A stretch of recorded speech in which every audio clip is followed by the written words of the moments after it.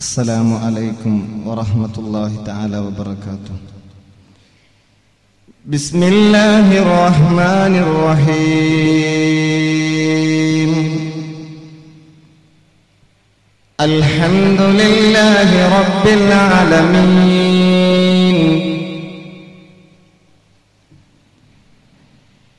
الذي هدانا لهذا وما كنا لنهتدي لولا أن هدانا الله.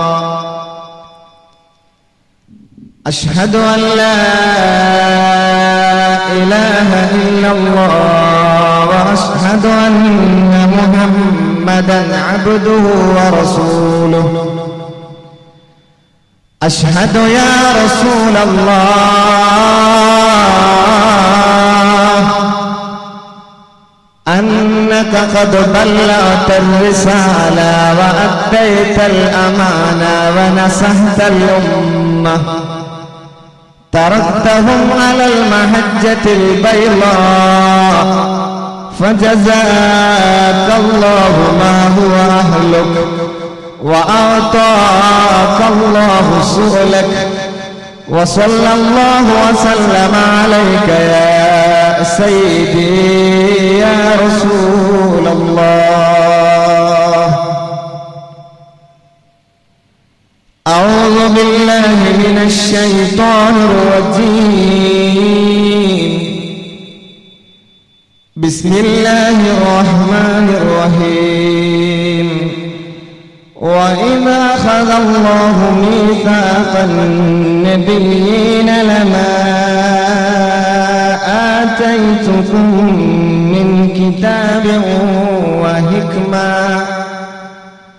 ثم جاءكم رسول مصدق لما معكم لتؤمنن به ولتنصرنه، قال أقررتم وأخذتم على ذلكم إسري، قالوا أقررنا، قال فاشهدوا وأنا معكم من الشاهدين. صدق الله العظيم. ആദരണീയരായ സദസ്സിലിന്റെ ശബ്ദം ശ്രവിക്കുന്ന പ്രിയപ്പെട്ട രക്ഷിതാക്കൾ, യുവസുഹൃത്തുക്കൾ, സ്നേഹനിധികളായ വിദ്യാർത്ഥിനികളെ, ഉമ്മമാർ, സഹോദരിമാർ, അല്ലാഹു സുബ്ഹാനഹു വ തആല മഹനീയമായ ഇൽമിന്റെ മജ്ലിസിൽ ഒരുമിച്ച് കൂടാൻ തൗഫീഖ് തന്നു. അല്ലാഹു നമ്മെ അനുഗ്രഹിക്കുമാറാവട്ടെ. 5 ദിവസങ്ങളിലായി ഈ പ്രദേശത്ത് നടന്നുവരുന്ന മതപ്രഭാഷണ വേദിയുടെ 2ാം ദിനമായ ഇന്ന് മുത്തുനബിയോടുള്ള സ്നേഹം എന്ന വികലമായ വീക്ഷണങ്ങളെ കൊണ്ട് അബദ്ധജടിലമായ ചില ചിന്താഗതികളിലേക്ക് ഈ വിഷയത്തെ ഡൈവേർട്ട് ചെയ്തു കൊണ്ടുപോയ ചില തൽപര കക്ഷികൾ നമ്മുടെ നാടുകളിൽ വിഹരിക്കുന്ന സമയം അല്ലാഹു സുബ്ഹാനഹു വ തആല അവന്റെ പ്രവാചകനോട് കാണിച്ച സ്നേഹം,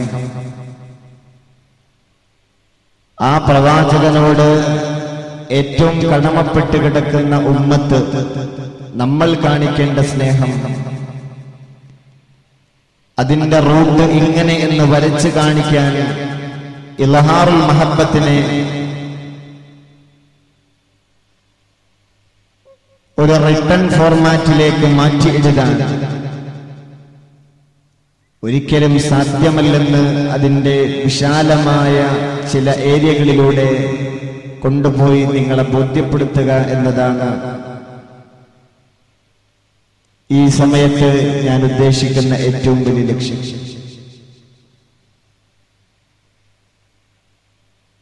ഹബീബ് സല്ലല്ലാഹു അലൈഹി വസല്ലമ തങ്ങൾ കൊണ്ടുവന്ന ശരീഅത്തിനെ നിലനിർത്തുക, അത് മാത്രമാണ്. അവിടുത്തെ തിരുസുന്നത്തിനെ ഹയാത്താക്കുക എന്ന് പറഞ്ഞത് മാത്രമാണ് അള്ളാഹുവിനോട്, അവന്റെ ഹബീബിനോട് സ്നേഹം എന്ന് പറയുന്നത് എന്ന് ഒരു റിജിഡ് കോൺസ്റ്റിറ്റ്യൂഷൻ ഇവിടെ ആരോ അറിയാതെ എഴുതി ചേർത്തിട്ടുണ്ട്. അല്ലാഹു സുബ്ഹാനഹു വ തആല അവിടുത്തെ ഹബീബിന്റെ ആശിഖീങ്ങളിൽ നമ്മളൊക്കെ ചേർത്തുമാറാവട്ടെ. നുറക്കാമീൻ ആദ്യം ഉഷാറില്ലല്ലോ. അല്ലാഹു തആല ആശിഖീങ്ങളിൽ നമ്മളെ ചേർത്ത് തരുമാറാവട്ടെ. ബിസ്മില്ലാഹിർ റഹ്മാനിർ റഹീം. അലം നജഅൽ ലഹു ഐനൈൻ വലിസാനൻ വശഫതൈൻ. അലം നജഅൽ ലഹു ഐനൈൻ, നാം രണ്ട് മനോഹരമായ നയനങ്ങളെ, കണ്ണുകളെ നിങ്ങൾക്ക് സംവിധാനിച്ചു തന്നില്ലേ? വലിസാനൻ, നാവുകളെയും തന്നില്ലേ? വശഫതൈൻ, തടിച്ച രണ്ട് അധരങ്ങളെയും.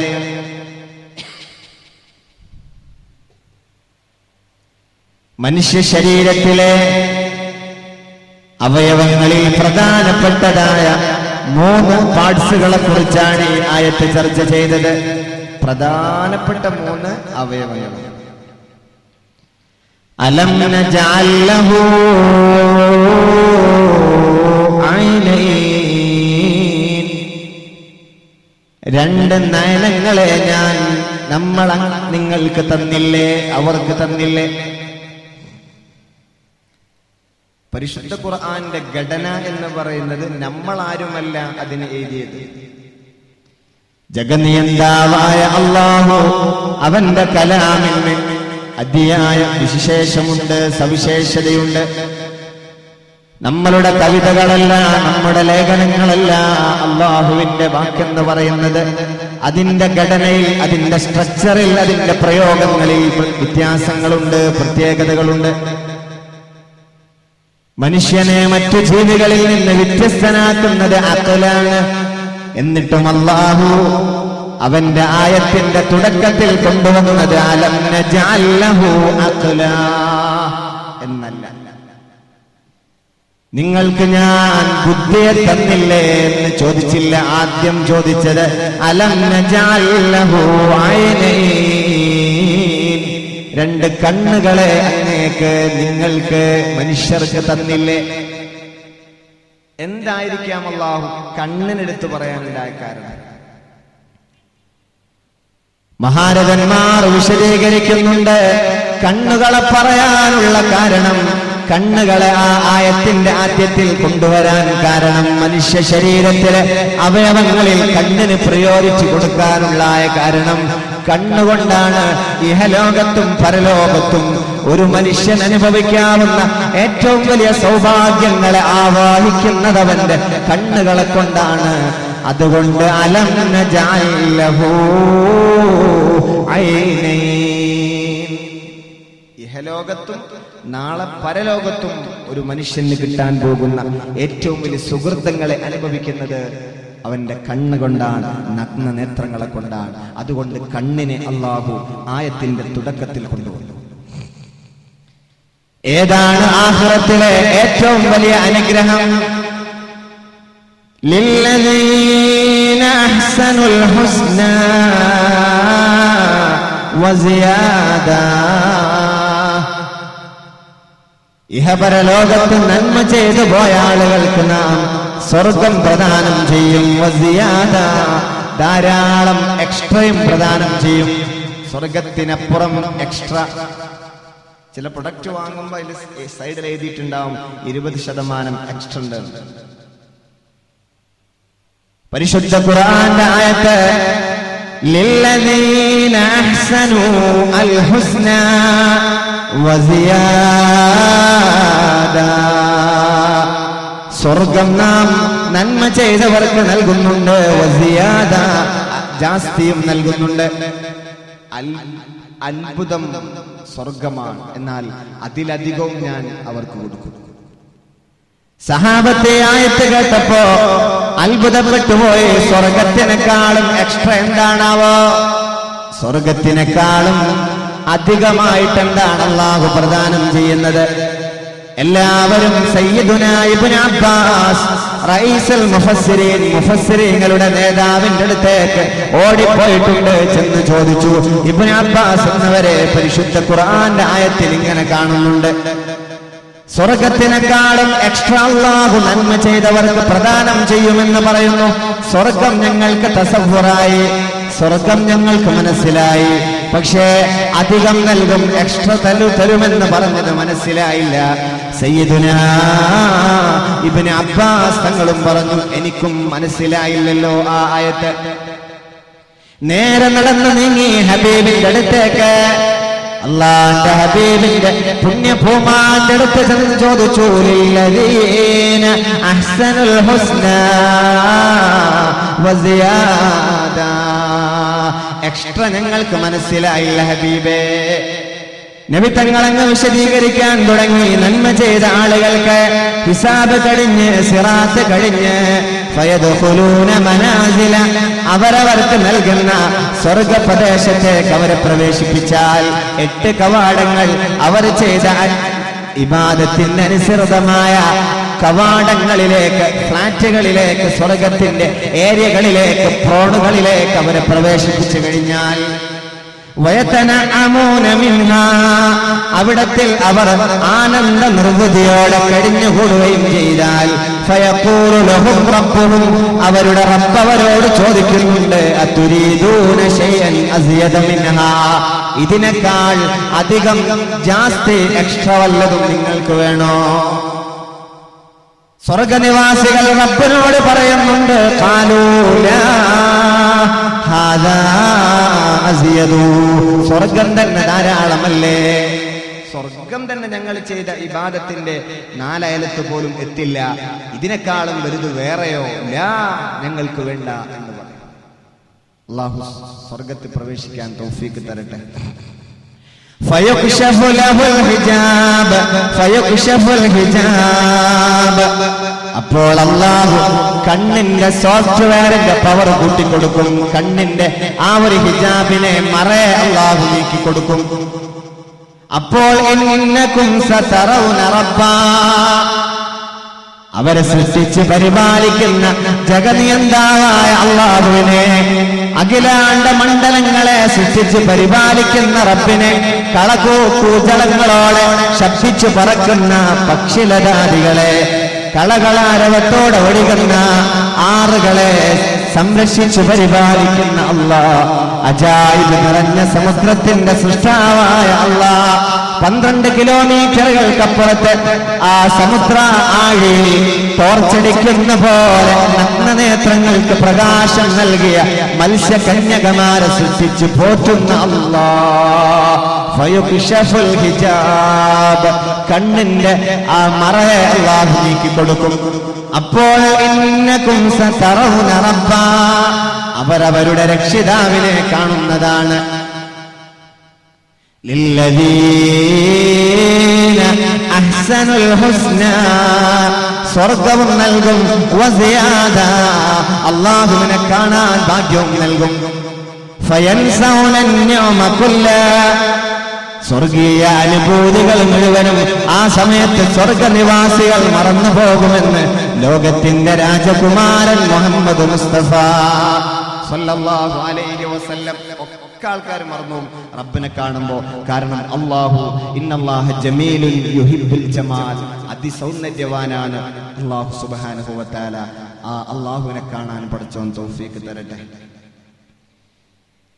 നാളത്തെ ഏറ്റവും വലിയ നിയമത്ത് അനുഗ്രഹം പടച്ചവനെ കാണലാണ്. ആ കാണൽ മനുഷ്യൻ ആസ്വദിക്കുന്നത് അവന്റെ കണ്ണുകളിലൂടെയാണ്. അലം നജഅൽ ലഹു ഐനൈൻ, അതുകൊണ്ടാണ് അല്ലാഹു കണ്ണിനെ ആയത്തിന്റെ ആദ്യത്തിൽ കൊണ്ടുവന്നത്. മനസ്സിലായോ? 2, ഇഹലോകത്തെ ഏറ്റവും വലിയ അനുഗ്രഹം കിട്ടുന്നത് അതും കണ്ണുകളിലൂടെയാണ്. അതെങ്ങനെയാണ്?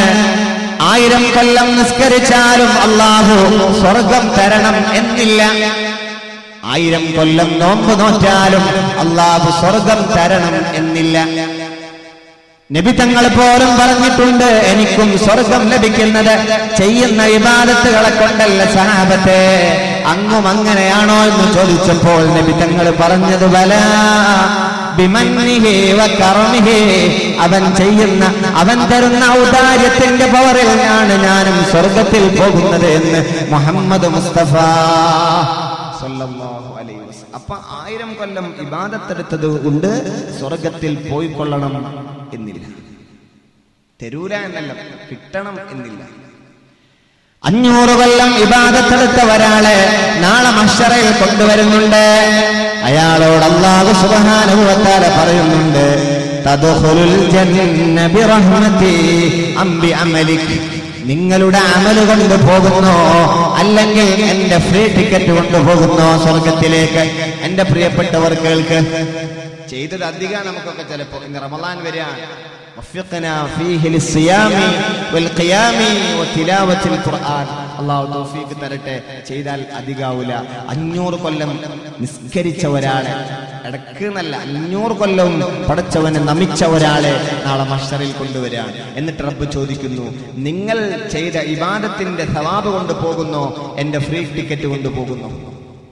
ആ മനുഷ്യൻ പറഞ്ഞു റബ്ബിനോട്, അല്ലാഹ്, ഞാൻ 500 കൊല്ലക്കാലം ചെയ്ത ഇബാദത്തുകളെ കൊണ്ട് പോവാം സ്വർഗത്തിലേക്ക്. ഫ്രീ ടിക്കറ്റ് ഇപ്പൊ വേണ്ട, 500 കൊല്ലം ചെയ്ത ഇബാദത്തുണ്ടല്ലോ, അതുകൊണ്ട് പോവാം. അല്ലാഹു സുബ്ഹാനഹു വ തആല മാലാഖമാരെ വിളിച്ചു പറഞ്ഞു, ഈ മനുഷ്യന്റെ 500 കൊല്ലക്കാലം ഞാൻ ചെയ്തു കൊടുത്ത നിയമത്തിന്റെ ലിസ്റ്റ് ഔട്ട് കൊണ്ടുപോവാ. 500 കൊല്ലം ഇയാൾ ഇബാദത്തെടുത്തു എന്ന് പറയുന്നു. എന്നാൽ ആ ഇബാദത്തെടുക്കാൻ മനുഷ്യൻ ശരീരത്തിൽ മാത്രം അള്ളാഹു കൊടുത്ത നിയമത്ത് എത്രയാണ്? മാലാഖമാരോട് പറഞ്ഞു, ഞാൻ ചെയ്തു കൊടുത്ത നിയമത്തിന്റെ ലിസ്റ്റ് ഔട്ട് ആയിട്ട് വരും. മാലാഖമാര് ലിസ്റ്റ് ഔട്ട് കൊണ്ടുവന്ന് താരതമ്യം ചെയ്തപ്പോ, കമ്പയർ ചെയ്തപ്പോ, സബാനിയാക്കള് വന്നയാളെ നരകത്തിലേക്ക് വലിച്ചു കൊണ്ടുപോയപ്പോഴാണ് അയാള് പറഞ്ഞത്, റബ്ബീ, എനിക്കാണ് റബ്ബേ പിഴച്ചുപോയത്. അള്ളാന്റെ ഭാഗത്ത് നിന്ന് പാപമോചനമുണ്ടായി, അയാള് സ്വർഗത്തിലായി. അപ്പൊ 500 കൊല്ലം ചെയ്ത് ഇബാദത്തോണ്ട് സ്വർഗത്ത് പോണമെന്നില്ല. ആ ഇബാദത്തെടുക്കാൻ അവൻ ആരോഗ്യം അവന്റെ ശരീരത്തിൽ മാത്രമല്ലാവൂ. 1440 മിനിറ്റ് ഒരു ദിവസമുണ്ടെങ്കിൽ അതിൽ 1 മിനിറ്റിൽ 3 കോടി നിഅമത്തുകളെ തന്നു. 1 മിനിറ്റിൽ 3 കോടി നിഅമത്തിന് പകരം വെക്കാൻ ഒരു 10 കോടിയുടെ ഇബാദത്ത് പോലും നമ്മൾ ചെയ്യുന്നില്ല. പിന്നെങ്ങനെയാ സ്വർഗത്ത് പോവാ? പിന്നെങ്ങനെയാ സ്വർഗത്തിൽ പോവാ? 500 കൊല്ലം ഇബാദത്തെടുത്ത ആള് പോലും നരകാവകാശിയാണ്. പക്ഷെ അല്ലാഹു അയാൾക്ക് പുറത്തു കൊടുത്തപ്പോഴാണ് റഹ്മത്തിന്റെ മാലാഖമാർ ആ മനുഷ്യനെ സ്വർഗത്തിലേക്ക് കടത്തിവിട്ടത്. അപ്പൊ അല്ലാഹു തന്ന ഔദാര്യം കൊണ്ടേ സ്വർഗത്തിൽ പോവാൻ പറ്റും. എന്നാൽ ദുനിയാവിൽ അല്ലാഹുവിന്റെ ഹബീബിനെ ഇത്താഅത്തോടുകൂടെ ഒരാൾ കണ്ടുപോയാൽ അയാൾക്കാണല്ലോ അസ്ഹാബ്, നബിയുടെ സഹാബി എന്ന് പറയാറുള്ളത്. ആ സഹാബി ഹബീബിന് ഇത്താഅത്തോടുകൂടെ 1 നിമിഷം കണ്ടുപോയാൽ അയാൾ സ്വർഗ അവകാശിയാണ് ഇത്താഅത്തോടെ. അപ്പൊ ദുനിയാവിലെ ഏറ്റവും വലിയ നിയമത്ത് ഏതാണ്?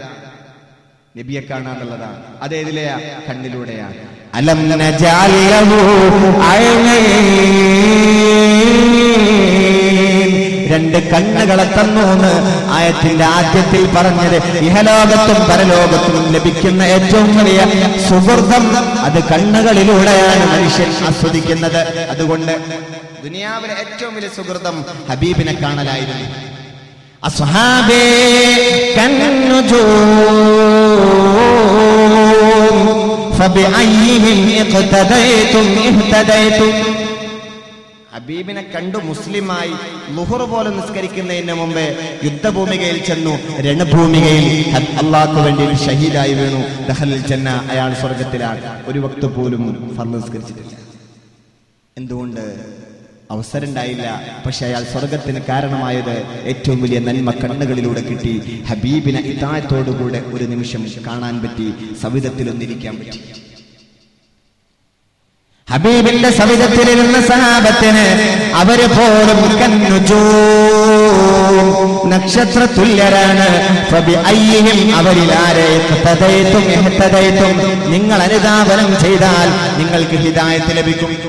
കാണാന്നുള്ളത് പോലെയല്ല സുഹൃതം, കണ്ടവരെ പിന്തുടർന്നാൽ പോലും നിങ്ങൾക്ക് അള്ളാഹു വലിയ ഹിദായത്ത് തരുമെന്ന് പരിശുദ്ധ റസൂലുള്ളാഹി സ്വല്ലല്ലാഹു അലൈഹി വസല്ലം. അപ്പം ഹബീബിനെ കാണുക എന്ന് പറയുന്നതിനേക്കാൾ ഏറ്റവും വലിയ നിഅമത്ത് ഈ ദുനിയാവിൽ വേറെ എന്താണുള്ളത്?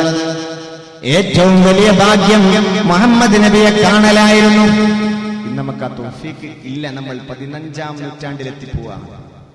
അള്ളാഹു മരണത്തിന്റെ മുമ്പൊന്ന് കിനാ കാണാൻ ഭാഗ്യം തരട്ടെ. നാളെ മഹ്ശറയിലും സ്വർഗത്തിലും അവിടുത്തെ തൃക്കൈകളെ കൊണ്ട് ഹൗലുൽ കൗസർ വാങ്ങി കുടിക്കാൻ ഭാഗ്യം അള്ളാഹു തരട്ടെ. ഇനി അവസരമുണ്ട്, കണ്ടില്ലെങ്കിൽ. റസൂലുള്ളാഹി പറഞ്ഞു, എന്റെ ജീവിതകാലത്ത് എന്നെ സന്ദർശിച്ചതിന് സമാനമാണ് ഒരാൾ തന്റെ ജീവിതകാലത്ത് എന്റെ റൗള ശരീഫിലെത്തി എന്റെ പച്ചക്കുപ്പക്ക് താഴെ വന്ന് എനിക്ക് സലാം പറയലും എന്നെ സിയാറത്ത് ചെയ്യലും അന്നെന്നെ സന്ദർശിച്ചതിന് സമാനമാണെന്ന് ലോകത്തിന്റെ രാജകുമാരൻ മുഹമ്മദ് മുസ്തഫ. അള്ളാഹുവിടെ പോവാൻ തൗഫീഖ് തരട്ടെ. അതും മതി അവിടെ പോവാൻ അള്ളാഹു തആല തൗഫീഖ് തരട്ടെ. ഒറ്റ കാര്യം പോകുന്നവരോട് പറയാനുള്ളത്, പോകുന്നത് വലിയൊരു അനുഗ്രഹം നേടാനാണ്. പക്ഷെ തിരിച്ചു വന്ന് ജീവിതകാലം മുഴുവൻ ഇബാദത്ത് ചെയ്താലും രക്ഷപ്പെടാത്ത രീതിയിൽ അദബ് കേടുള്ള ആളായി നമ്മൾ ആരും ഒരു ഉംറക്കാരും മാറരുത് എന്ന് കൊച്ചനുജനെ പോലെ വസിയത്ത് ചെയ്യാം. ഇന്ന് റൗളയിൽ അങ്ങനെയൊക്കെയാണ് നടക്കുന്നത്. കളങ്ങനെ മനസ്സിലാക്കി. ഒരദബുമില്ല. لا ترفعوا أصواتكم فوق صوت النبي. ഹബീബിന്റെ സവിധത്തിൽ ഒച്ച ഉയർത്തി സംസാരിക്കുന്നത് പോലും അദബുകേടാണെന്ന് പരിചയപ്പെടുത്തിയ സൂറത്തുൽ ഹുജറാത്ത്. ഇന്ന് എന്താ അവസ്ഥ റൗളയിലൊക്കെ? സെൽഫിയോട് സെൽഫി. സൂഉൽ അദബ് തഹ്ബത അമാലുഹും വഅൻതും. നിങ്ങൾ അറിയാതെ അല്ലാഹു നിങ്ങളുടെ അമലുകളെ പൊളിച്ചു കളയും. അല്ലാഹു നമ്മളെ കാക്കട്ടെ. അദബ് സൂക്ഷിക്കാൻ പറ്റെങ്കിൽ പോയാൽ മതി. അല്ലാഹു തആല ഹബീബിനോട് കൂടെ സ്വർഗ്ഗം തരട്ടെ. മുഹമ്മദുർ റസൂലുള്ളാഹ്, മുഹമ്മദുർ റസൂലുള്ളാഹ്. ഈ പദം പലപ്പോഴും നമ്മൾ പറയാറുണ്ട്. ഞാൻ ആ പദത്തെ നിങ്ങൾക്ക് വേണ്ടിയിട്ട് രണ്ടാക്കി മാറ്റുന്നു. അതിലൊക്കെ വലിയ അർത്ഥം കിടക്കുന്നുണ്ട്. നബിയുടെ സ്നേഹം ഇങ്ങനെ എന്നും കേൾക്കുന്നത് പറയാതിരിക്കാൻ ഒന്ന് ശ്രമിക്കാൻ. ഞാൻ മുഹമ്മദ് റസൂലുള്ളാഹ് എന്നത് നമ്മൾ എപ്പോഴും കേൾക്കുന്നതാണ്. പക്ഷെ ആ രണ്ട് പദത്തെയും ഞാൻ രണ്ടാക്കിയിട്ട് ചർച്ച ചെയ്യാം. മുഹമ്മദ് എന്ന് പറഞ്ഞാൽ സ്തുതിക്കേണ്ടവൻ, സ്തുതിക്കപ്പെടുന്നവൻ. നമ്മൾ വേറൊരാളെ സ്തുതിക്കാം. മുഹമ്മദ് മുഹമ്മദാവണമെങ്കിൽ നമ്മൾ സ്തുതിച്ചേ മതിയാകൂ. മുഹമ്മദ് മുഹമ്മദാവണമെങ്കിൽ നമ്മൾ സ്തുതിച്ചേ മതിയാകൂ. നമ്മൾ സ്തുതിച്ചില്ലെങ്കിലും അല്ലാഹു സുബ്ഹാനഹു വ തആല അവന്റെ മറ്റു മഖ്ലൂഖുകളെ കൊണ്ട് അല്ലാഹുവിനെ സ്തുതിപ്പിക്കുന്നുണ്ട്. അല്ലാഹു വേറെ ജീവജാലങ്ങൾ അള്ളാഹുവിന്റെ ഹബീബിനെ സ്തുതിക്കുന്നുണ്ട്. നമ്മൾ സ്തുതിച്ചില്ലെങ്കിലും മുഹമ്മദ് നബി മുഹമ്മദ് തന്നെയാണ്. പക്ഷെ മുഹമ്മദ് നബി ഏറ്റവും ബന്ധപ്പെട്ടത് നമ്മളാണ്. നമ്മൾ സ്തുതിക്കേണ്ടവരാണ്.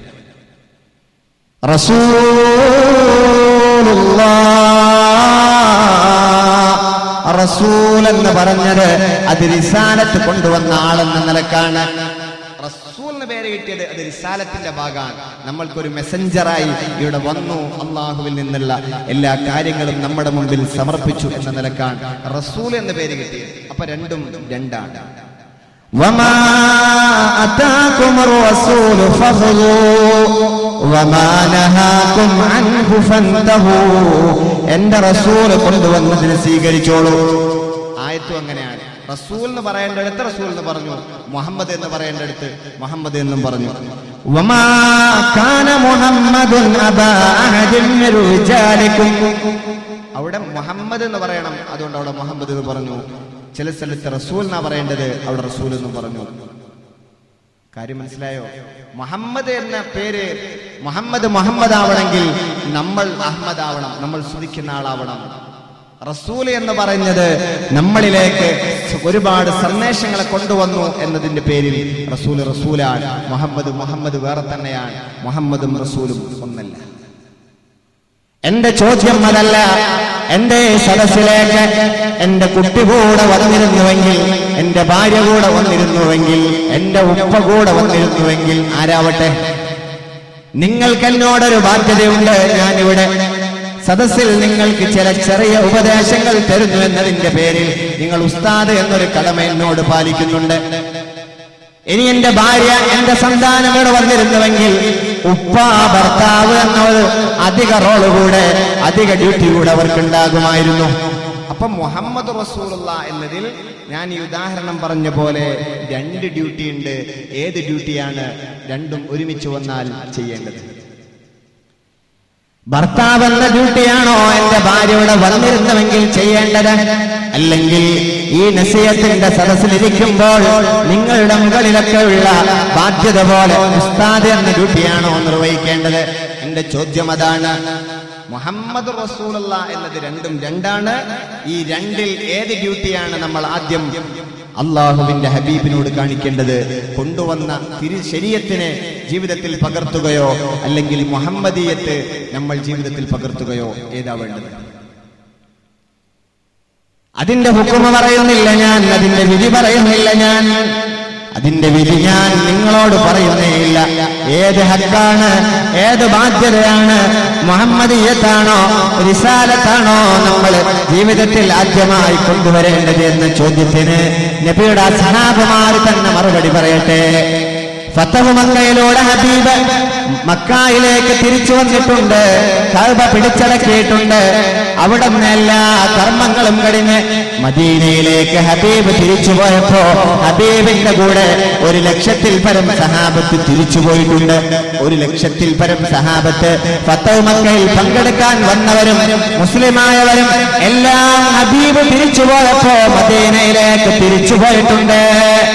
ഏറ്റവും വലിയ മെസ്സേജാണ് ഹബീബിനോടൊന്നിച്ച് ഈ സഹാബത്ത് തിരിച്ചുപോയതിൽ നമുക്കുള്ളത്. കഅബയുടെ ചാരത്ത് ഹറമിൽ നിസ്കരിച്ചു കഴിഞ്ഞാൽ 1,00,000 കൂലിയാണ്. ഈ ആവിലോറയിലെ പള്ളിയിൽ നിന്ന് നിസ്കരിച്ചതിനേക്കാളും 1,00,000 കൂലി അള്ളാഹു അധികം തരുമെന്നാണ്. മദീനയിലാണെങ്കിൽ ഒരു ഹദീസിൽ 1000, വേറൊരു ഹദീസിൽ 10,000. ഏതായാലും 90,000 കുറവുണ്ട് മദീനക്ക് മക്കയേക്കാൾ. മനസ്സിലായോ? എന്നിട്ട് എന്തുകൊണ്ട് സഹാബത്ത് മക്കയിൽ നിൽക്കാതെ മദീനയിലേക്ക് നബിയോടൊന്നിച്ചു പോയി? മക്കയിലെ കർമ്മം എന്താണ്? റിസാലത്താണ്. മക്കയിലെ കർമ്മം ഹജ്ജ്, അത് റിസാലത്തിന്റെ ഭാഗമായി കിട്ടിയതാണ്. മക്കയിലെ കർമ്മമായ നിസ്കാരം, അത് റിസാലത്തിന്റെ ഭാഗമായി കിട്ടിയതാണ്. എന്നാൽ മുഹമ്മദീയത്താണ് ഹബീബിനെ ഇങ്ങനെ കണ്ടുകൊണ്ടിരിക്കുക എന്നത്. സയ്യിദുനാ അനസ് റളിയല്ലാഹു തആല അൻഹു 10 കൊല്ലക്കാലം ഹബീബിന്റെ നിഴല് പോലെ നടന്ന ഖാദിമായ സഹാബിയല്ലേ. അവിടുന്ന് പോലും പറഞ്ഞിട്ടുള്ളത് വമാ മുലഅത ഐനായ ബിറുയത്തി റസൂലില്ലാഹ്, അല്ലാഹുവിന്റെ ഹബീബിനെ കണ്ടിട്ട് എന്റെ കണ്ണ് നിറഞ്ഞിട്ടേയില്ല. വലൗ സുഇൽത അൻ അസിഫഹു മാ അതഅതു, വലൗ സുഇൽതു, ഞാൻ ചോദിക്കപ്പെട്ടാൽ, ഒരാൾ വന്ന് എന്നോട് ചോദിച്ചാൽ മുഹമ്മദ് നബി ഒന്ന് വിശദീകരിക്കാമോ, അവിടത്തെ ഒന്ന് പ്രശംസിക്കാമോ എന്ന് ചോദിച്ചാൽ മാ അതഅതു, എനിക്ക് സാധ്യമല്ല എന്ന് 10 കൊല്ലക്കാലം കൂടെ നടന്ന സയ്യിദുനാ അനസ് റളിയല്ലാഹു തആല അൻഹു. അപ്പൊ സഹാബത്ത് ഫതഹ് മക്കയ്ക്ക് ശേഷം ഹബീബ് മദീനയിലേക്ക് പോയപ്പോ റിസാലത്തിന്റെ ഭാഗമായ തവാഫിനേക്കാളും മുൻഗണന കൊടുത്തത് ഹബീബിനെ കാണാൻ വേണ്ടി പിന്നാലെ പോയവർ. മനസ്സിലായില്ലേ? പിന്നാലെ പോയവർ. ഇന്നുണ്ട് ചില ആളുകൾ ഉംറക്കൊക്കെ പോയി 14 ദിവസത്തിൽ 3-ഓ 4-ഓ ദിവസം മദീനയെ കിട്ടും. എന്നാൽ ആ 4 ദിവസവും മക്കയിൽ കൂടുന്ന ആളുകളുണ്ട്. എന്നിട്ട് അവർ ജിദ്ദയിലേക്ക് മദീനയിൽ നിന്ന് ട്രൂപ്പ് തിരിച്ചു വരുമ്പോ ഇവര് മക്കയിൽ നിന്ന് ജിദ്ദയിലേക്ക് പോവാ. എന്തേ നിങ്ങൾ അങ്ങനെ? മക്കയിൽ 1,00,000 കൂലിയാണ്, മദീനയിൽ 1000 കൂലിയുള്ളൂ. കൂലി കൂടുതൽ വാങ്ങാൻ വേണ്ടി ഞങ്ങൾ മക്കയിൽ നിൽക്കാം.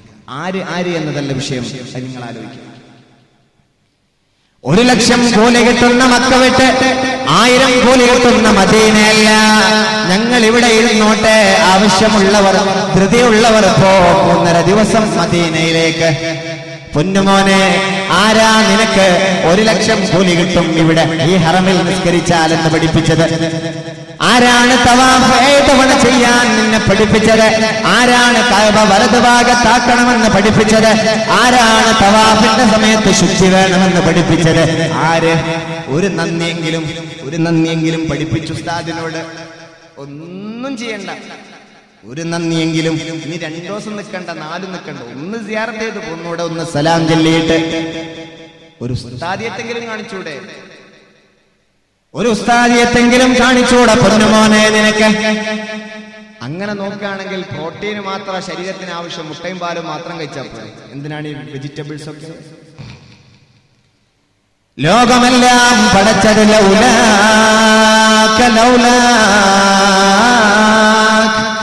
ലമാ ഖലഖതുൽ അഫ്ലാഖ്. എല്ലാം പടച്ചത് അങ്ങിവിടെ വരുമെന്നതുകൊണ്ടാണെന്ന് ലോകത്തിന്റെ രാജകുമാരനോട് അല്ലാഹു സുബ്ഹാനഹു വ തആല അവിടുത്തെ ആദരവാണിതൊക്കെ. എന്നാൽ ആ നബിക്ക് വേണ്ടി ഹബീബിന്റെ മദീനയിൽ 1 കോടി കൂലി അല്ലാഹു കൊടുക്കാമായിരുന്നില്ലേ? 1 ലക്ഷം ഇവിടെ. എന്റെ ഹബീബ്, അത്ര ഇഷ്ടമുള്ള ഹബീബ് കിടക്കുന്ന റൗളക്ക്, ആ പരിസരത്തിന്, ആ മസ്ജിദ് നബവിയിൽ നിസ്കരിച്ചാൽ, ആ ജന്നത്തുൽ ബഖീ സിയാറത്ത് ചെയ്താൽ 1 കോടി പഠിച്ചവന് കൊടുക്കായിരുന്നു. പക്ഷേ അല്ലാഹു തആല കൊടുത്തില്ല. എന്തുകൊണ്ട്? സ്നേഹമുള്ളവർ വന്നാൽ മതി, ഹബീബിനെ ഇഷ്ടമുള്ളവർ വന്നാൽ മതി മദീനയിലേക്ക്. ഹബീബിനെ ഇഷ്ടമില്ലാത്തവർ നബിദിനത്തെ എതിർക്കുമെന്നത് തീർച്ചയാണ്. എന്തുകൊണ്ട്? അവർ ദുനിയാവിന്റെ ആൾക്കാരാണ്. ഹബീബിനോട് ഇഷ്ടമുള്ളവർ വന്നാൽ മതി. കൂലിയും പ്രോട്ടീനും നോക്കി മാത്രം പോണവർ മക്കട്ട് കൂടിക്കോളൂ. മക്കയിൽ വന്നിട്ട് എന്റെ മദീന സന്ദർശിക്കാത്തവർ ഞാൻ അവരോട് പിണങ്ങും, അവരെന്നോട് പിണങ്ങിയ പോലെയാണെന്ന് മുഹമ്മദ് മുസ്തഫ സ്വല്ലല്ലാഹു അലൈഹി വസല്ലം. എങ്ങനെ ഹൗലിനടുത്തേക്ക് പോകാൻ പറ്റും? ഞാൻ ഹൗലിന്റെ അടുത്ത് എന്റെ സമുദായത്തെ വെയിറ്റ് ചെയ്യുമെന്ന് റസൂലുള്ള പറഞ്ഞിട്ടുണ്ട്. ആ ഹബീബിന്റെ അടുത്തേക്ക് എങ്ങനെയാ പോവാ? ദുനിയാവിൽ ഹബീബിനെ കാണാൻ പോവാത്തവർ എങ്ങനെ പോകും? അല്ലാഹു നമ്മൾ അഹ്ലുസുന്നത്ത് വൽ ജമാഅത്തിൽ ഉറപ്പിച്ചു നിർത്തട്ടെ. അല്ലാഹു അഹ്ലുസുന്നത്ത് വൽ ജമാഅത്തിൽ നമ്മെ ഒരുമിച്ച് നിർത്തട്ടെ. മരിലൽ ഹബീബു ഫഉത്തു ഫമരിൽതു മിൻ അസഫി അലൈ ശുഫിയൽ ഹബീബു വസാറനി ഫമരിൽതു മിൻ അസഫി വശഫിതു മിൻ നളരി ഇലൈ. ഹബീബിന് രോഗമായി സന്ദർശിക്കാൻ പോയ ഹബീബിന്റെ ആത്മമിത്രം സിദ്ദീഖ് എന്നവർക്ക് പനി പിടിച്ചു. ഹബീബിന്റെ പനി മാറി അന്വേഷിച്ചു. എന്റെ സിദ്ദീഖ് അവിടെ? അവര് പനി പിടിച്ച് കിടക്കുകയാണെന്ന് സഹാബത്ത് പറഞ്ഞപ്പോ അവരെ കാണാൻ ചെന്നു ഹബീബ്. ഹബീബിനെ കണ്ടപ്പോ രോഗം മാറി, പ്രേമപ്പനി. അതായിരുന്നു സഹാബത്ത്. ഒരു സഹാബി ഇങ്ങനെ മെലിഞ്ഞു അസ്ഥിപഞ്ജരം പോലെ അവിടുത്തെ ബോൺസുകൾ, അവിടുത്തെ എല്ലുകൾ പുറത്തേക്ക്, ചർമ്മത്തിന് പുറത്തേക്ക് കാണാൻ തുടങ്ങിയപ്പോ സഹാബത്ത് ചോദിച്ചു ആ സഹാബിയോട്, അബിക മറലും, നിനക്ക് വല്ല രോഗവുമുണ്ടോ? ആ സഹാബി പറഞ്ഞു, ഇല്ല, എനിക്ക് ഒരേ ഒരു രോഗമാണ്, എനിക്ക് പ്രേമപ്പനിയാണ്. നബി തങ്ങൾ ചോദിച്ചു ആ സഹാബിയോട്, നിന്റെ കാമുകൻ നിന്നോട് പിണങ്ങിയോ, കാമുകി പിണങ്ങിയോ എന്ന്? കാമുകി നിന്നെ ശകാരിച്ചുവോ? കാമുകി നിന്നെ ഒഴിവാക്കിപ്പോയോ? വിരഹ ദുഃഖമാണോ നിനക്കെന്ന് ചോദിച്ചു. ആ സഹാബി പറഞ്ഞത്, എന്റെ പ്രേമം ഹബീബേ അങ്ങയോടാണ്. എന്തുപറ്റി? എന്നോടുള്ള സ്നേഹത്തിൽ നിനക്ക് ഈ വേപത് ലഭിക്കാൻ മാത്രം എന്താണ് സംഭവിച്ചത്? ആ സഹാബി പറഞ്ഞു, അൻത ഫിൽ ആലൽ ജന്ന, അൻത ഫീ ആലൽ ജന്ന വഅന അസ്ഫലുസ് സാഫിലീൻ. സ്വർഗത്തിലെത്തിയാൽ അവിടത്തെ ഏറ്റവും ഉന്നതങ്ങളിലായിരിക്കുമല്ലോ അങ്ങ്. ഞാൻ ആ സ്വർഗത്തിന്റെ ഏറ്റവും താഴ്ഭാഗങ്ങളിലാകുമല്ലോ, അവിടെ അങ്ങേ കാണാൻ എനിക്ക് പറ്റില്ലല്ലോ എന്ന ബേജാറ് അവരാദ്യയാണെന്ന് മെലിയിപ്പിച്ചത് എന്ന് ആ സഹാബി നബിയോട് സല്ലല്ലാഹു അലാ മുഹമ്മദ്. അതാണ് സഹാബിയെ മെലിയിപ്പിച്ചത്. ومن يطع الله والرسول فأولئك مع الذين أنعم الله عليهم. അള്ളാഹുവിന് ഹബീബ് കൊണ്ടുവന്നതിന് അനുസരിക്കുകയും അള്ളാഹുവിന് അനുസരിക്കുകയും ചെയ്യുന്ന ആളുകൾ അള്ളാഹുവിന്റെ ഹബീബിനോടൊന്നിച്ചാണ് ഉണ്ടാവുക എന്ന് പരിശുദ്ധ ഖുർആന്റെ ആയത്തിറങ്ങി. ഈ സഹാബിക്ക് വേണ്ടിയിട്ട്. അത്രയും ഇഷ്ടായിരുന്നു ഹബീബിനോട്. മറ്റൊരു സഹാബി ഇതുപോലെ തന്നെ ഹബീബിനോട് ചെന്ന് ചോദിച്ചിട്ടുണ്ട്, നബിയേ, അല്ലാഹുവിന്റെ ഹബീബ്, അങ്ങയോടൊന്നിച്ച് നാളെ അങ്ങയെ കാണാൻ നാളെ നിങ്ങൾക്ക് സാധ്യമാകുമോ? അസ്അലുക മുറാഫഖതൽ ജന്ന, എനിക്ക് അങ്ങയോട് ചോദിക്കാനുള്ളത് നാളെ സ്വർഗത്തിൽ അങ്ങയുടെ റഫീഖായി നിലകൊള്ളാൻ, ഇന്റിമേറ്റ് ഫ്രണ്ടായി നിലകൊള്ളാൻ അങ്ങയോടൊന്നിച്ച് താമസിക്കാൻ പറ്റുമോ? അല്ലാഹുവിന്റെ ഹബീബിന്റെ സഹാബത്തിന്റെ ബേജാർ ഇതൊക്കെയായിരുന്നു. നാളെ കാണാൻ കിട്ടുമോ എന്ന്. ഇന്ന് കണ്ടിട്ട് മതിയായില്ല, നാളെ ഹബീബിനെ കാണാനുള്ള വിഷമം, ടെൻഷനായിരുന്നു അല്ലാഹുവിന്റെ ഹബീബിന്റെ സഹാബത്തിന്. അല്ലാഹുവിന്റെ റസൂല് പറഞ്ഞിട്ടുണ്ട്, എന്റെ മദീനയാണ് ഒരാൾ മരിക്കാൻ ആഗ്രഹിക്കുന്നുവെങ്കിൽ ആഗ്രഹിക്കേണ്ടത്. ആവിലോറയിൽ മരിക്കാൻ ആഗ്രഹിക്കുന്നതിൽ ഖൈറില്ല. എന്നാൽ ഏതൊരു പ്രദേശത്താണോ നിങ്ങൾ മരിക്കാൻ ആഗ്രഹിക്കാൻ നിങ്ങളോട് എനിക്ക് പറയാൻ പറ്റുന്നത് എങ്കിൽ എന്റെ മദീനയിൽ മരിക്കാൻ വേണ്ടി കൊതിച്ചോളൂ നിങ്ങൾ. എന്റെ മദീനയാണ് ഒരാൾ മരിക്കാൻ ആഗ്രഹിക്കുന്നുവെങ്കിൽ മരിക്കാൻ കൊതിക്കേണ്ടത് എന്ന് പരിശുദ്ധ റസൂലുള്ളാഹി സ്വല്ലല്ലാഹു അലൈഹി വസല്ലം. എന്തുകൊണ്ട്? ഞാൻ ജീവിച്ചിരിക്കുന്ന കാലത്തോളം എല്ലാ കാലവും ഞാനുണ്ടവിടെ. ഖിയാമത്ത് നാളോളം ഞാൻ അവിടെ ഉണ്ട്. എന്റെ മദീനയിൽ അഹിയാ ഇൻദ റബ്ബിഹിം യുർസഖൂൻ. ഞാൻ എന്റെ റൗള ഷരീഫിൽ, ഞാൻ എന്റെ പച്ചക്കുമ്പക്ക് താഴെ ജീവിച്ചിരിക്കുന്നവനാണ്. എന്നും ഞാൻ അവിടെ ഉണ്ട്. ഞാനുള്ള സമയത്ത് എന്റെ മദീന അള്ളാഹു ശിക്ഷിക്കുകയില്ല, അദാബിറക്കുകയില്ല. അപ്പോൾ എന്റെ മദീനയിൽ മരിച്ചു കിടക്കുന്ന ആൾ, വഫാത്തായി കിടക്കുന്ന ആൾക്ക് ശിക്ഷയില്ല. മാത്രമല്ല, നാളത്തെ ലോകത്ത്, പാരത്രിക ലോകത്ത് അനശാഫിഉല്ലഹു, ഞാൻ അവന്റെ റെക്കമെൻഡ് ചെയ്യുന്ന ആളായിട്ട് വരുമെന്ന് ലോകത്തിന്റെ രാജകുമാരൻ. അതുകൊണ്ട് ആരെങ്കിലും മരിക്കാൻ കൊതിക്കുന്നുവെങ്കിൽ എന്റെ മദീനയിൽ മരിക്കാൻ കൊതിക്കണേ എന്ന് റസൂലുള്ളാഹ്. മദീനയിൽ നിന്ന് ഒരാൾ മരിച്ചാൽ സ്വല്ലല്ലാഹു അലൈഹി വസല്ലം ഇങ്ങോട്ടേക്ക് കൊണ്ടുവരില്ല. എന്റെ സഹോദരിമാർ അവിടെ കിടന്നോട്ടെ എന്റെ പ്രിയതമൻ. അതാണ് ഖൈർ. എന്റെ മദീനയിൽ മരിക്കാൻ കൊതിക്കാൻ ആവശ്യപ്പെട്ട സഹാബത്തിനോടൊന്നിച്ച് നടന്ന സുഫയുടെ അഹ്ലുകാരിൽപ്പെട്ട പ്രധാനപ്പെട്ട സഹാബിയല്ലേ, മദീനയുടെ മുഅദ്ദിനായിരുന്നില്ലേ ബിലാൽ റളിയല്ലാഹു തആല അൻഹു. ആ ബിലാൽ എന്നവർ നബി വഫാത്തായ 3 ദിവസം കഴിഞ്ഞിട്ടാണ് ഖലീഫയായ തെരഞ്ഞെടുക്കാനുള്ള ചർച്ചയിൽ 3 ദിവസം താമസം നേരിട്ടു. 3 ദിവസം കഴിഞ്ഞിട്ട് സിദ്ദീഖ് അവറുകളെ അവിടുത്തെ ഖലീഫയായി അവരോധിച്ചു. സഹാബത്ത് ബൈഅത്ത് ചെയ്തു. ആ സമയത്ത് ആ സദസ്സിൽ നിന്ന് മുന്നിലേക്ക് കരിച്ചരിച്ച് നടന്നു വന്ന് ചോദിച്ചത്, ഞാൻ മദീനക്ക് വെളിയിൽ പോവാൻ ഖലീഫ സിദ്ദീഖ് തങ്ങളെ ഒന്ന് പെർമിഷൻ തരുമോ എന്ന്. മദീനയിൽ നിൽക്കണം നബി, എന്നാൽ മദീനയിൽ നിന്ന് നബിയുടെ വഫാത്തിന് ശേഷം പുറത്തു പോകട്ടെ എന്ന് സയ്യിദുനാ ബിലാൽ റളിയല്ലാഹു തആല അൻഹു. സിദ്ദീഖ് തങ്ങൾ ഒരു മറുപടിയും പറഞ്ഞതേയില്ല. ദിവസങ്ങളെ കഴിഞ്ഞപ്പോ, ഒരുപാട് ദിവസങ്ങളെ കഴിഞ്ഞപ്പോ, ഹബീബ് മരിച്ച ശേഷം ഭക്ഷണത്തിനോട് താല്പര്യമില്ലാതെ, ദുനിയാവിനോട് താല്പര്യമില്ലാതെ, കരഞ്ഞ് കരഞ്ഞ് കലങ്ങിയ കണ്ണുകളുമായിട്ട് സിദ്ദീഖ് തങ്ങളുടെ അടുത്തെത്തിയിട്ട് ചോദിച്ചു, എന്നെ കൊലക്ക് കൊടുക്കുകയാണോ സിദ്ദീഖ്? എന്നെ മരിക്കാൻ വിടുകയാണോ സിദ്ദീഖ്? എന്റെ മദീനയിൽ പൂമാനില്ലാത്ത മദീനയുടെ മിഹ്റാബ് കാണാൻ, മിമ്പർ കാണാനുള്ള ശക്തി ബിലാലിനില്ല. അതുകൊണ്ട് ബിലാലിന് ഭക്ഷണം കഴിക്കാൻ സാധ്യമല്ല. എന്നെ ഒന്ന് വിടാമോ, ഇവിടെ നിന്ന് മദീനയിൽ നിന്ന് വെളിയിൽ പോവാൻ പെർമിഷൻ തരാമോ എന്ന് കാല് പിടിച്ച് അത്രയും യാചിച്ചു ചോദിച്ചപ്പോഴാണ് മഹാനവറുകൾ അവിടത്തേക്ക് മറുപടി കൊടുത്തിട്ടുള്ളത്, പോവാൻ പെർമിഷൻ കൊടുത്തത്. പിന്നെ തിരിച്ചു വന്നിട്ടുണ്ട് വഫാത്തിന് മുമ്പ് ബിലാൽ തങ്ങൾ മദീനയിലേക്ക്. എന്നാലും അവിടെ നിന്ന് പോവാൻ ആഗ്രഹിച്ചു. എന്തുകൊണ്ട്? ഹബീബില്ലാത്ത മദീന കാണാൻ അവർക്ക് ഇഷ്ടമുണ്ടായിരുന്നില്ല. അതാണ് നബിയുടെ സഹാബത്ത്.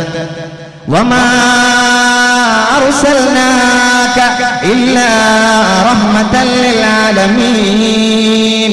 ലോകർക്ക് അനുഗ്രഹമായി വന്ന നബിയേ, എല്ലാവർക്കും അനുഗ്രഹമായി വന്ന നബിയാണ് മുഹമ്മദ് നബി. എല്ലാ നിഅമത്തിന്റെയും മധ്യവർത്തിയാണ് മുഹമ്മദ് നബി. നമുക്ക് കിട്ടിയ മുഴുവൻ അനുഗ്രഹത്തിന്റെയും റഹ്മത്തിന്റെയും മധ്യവർത്തിയാണ്, അതിന്റെ ഇടയാളനാണ് മുഹമ്മദ് നബി. വമാ അർസൽനാക ഇല്ലാ റഹ്മതൻ ലിൽ ആലമീൻ. ബാംഗ്ലൂരിൽ വലിയൊരു എഞ്ചിനീയർ ഉണ്ട്, ഒരു പ്രതിഭാശാലിയായ ഒരു വ്യക്തി എന്നിരിക്കാം. ഇവിടെ MSF-കാരും മുസ്ലിം ലീഗുകാരൊക്കെ ചേർന്നിട്ട് ഒരു ബൈത്തുർ റഹ്മ ഉണ്ടാക്കി, അൻ എക്സാമ്പിൾ. അതുപോലെ തന്നെ ഇവിടുത്തെ ഒരു പാവം സ്ത്രീക്ക് ഒരു ബാത്റൂം ഉണ്ടാക്കി കൊടുത്തു. ഒക്കെ ഈ എഞ്ചിനീയറാണ്. ഈ കോഴിക്കോട്ട് ടൗണിൽ വലിയൊരു ഷോപ്പിംഗ് മാളും ഈ എഞ്ചിനീയർ തന്നെ അയാളുടെ പ്രതിഭയ്ക്ക് മുമ്പിൽ നിർമ്മിച്ചു കൊടുത്തു. അയാൾ വലിയൊരു സ്വീകരണം ഏർപ്പെടുത്തിക്കൊണ്ട് മദ്രസ പള്ളി കമ്മിറ്റിക്കാർ ഇവിടെ ഒരു വേദി ഒരുക്കി എന്നിരിക്കാം. എന്ത് വിഷയമായിരിക്കും ആദ്യം തന്നെ അയാളെ ബൂസ്റ്റ് ചെയ്ത് സംസാരിക്കുമ്പോൾ ഇവിടുത്തെ സ്വാഗത പ്രഭാഷകൻ ചെയ്യാം, എന്ത് ചെയ്യാം. ഇവിടുത്തെ ഐസത്താത്താക്ക് ബാത്റൂം നിർമ്മിച്ചു കൊടുത്ത ഇന്നാലിന്റെ എഞ്ചിനീയർ എന്നാണോ പരസ്യപ്പെടുത്തുക? അല്ലെങ്കിൽ കോഴിക്കോട് ടൗണിൽ വലിയൊരു മാള് നിർമ്മിച്ച അതിപ്രതിഭാശാലിയായ ഈ ചെറുപ്പക്കാരനായ എഞ്ചിനീയറെ സ്വീകരണ സദസ്സിലേക്ക് എല്ലാവർക്കും സ്വാഗതം പറയുന്നു. അങ്ങനെയാണോ പറയാ? ഏറ്റവും വലുതെടുത്തല്ലേ സംസാരിക്കുക നമ്മള്.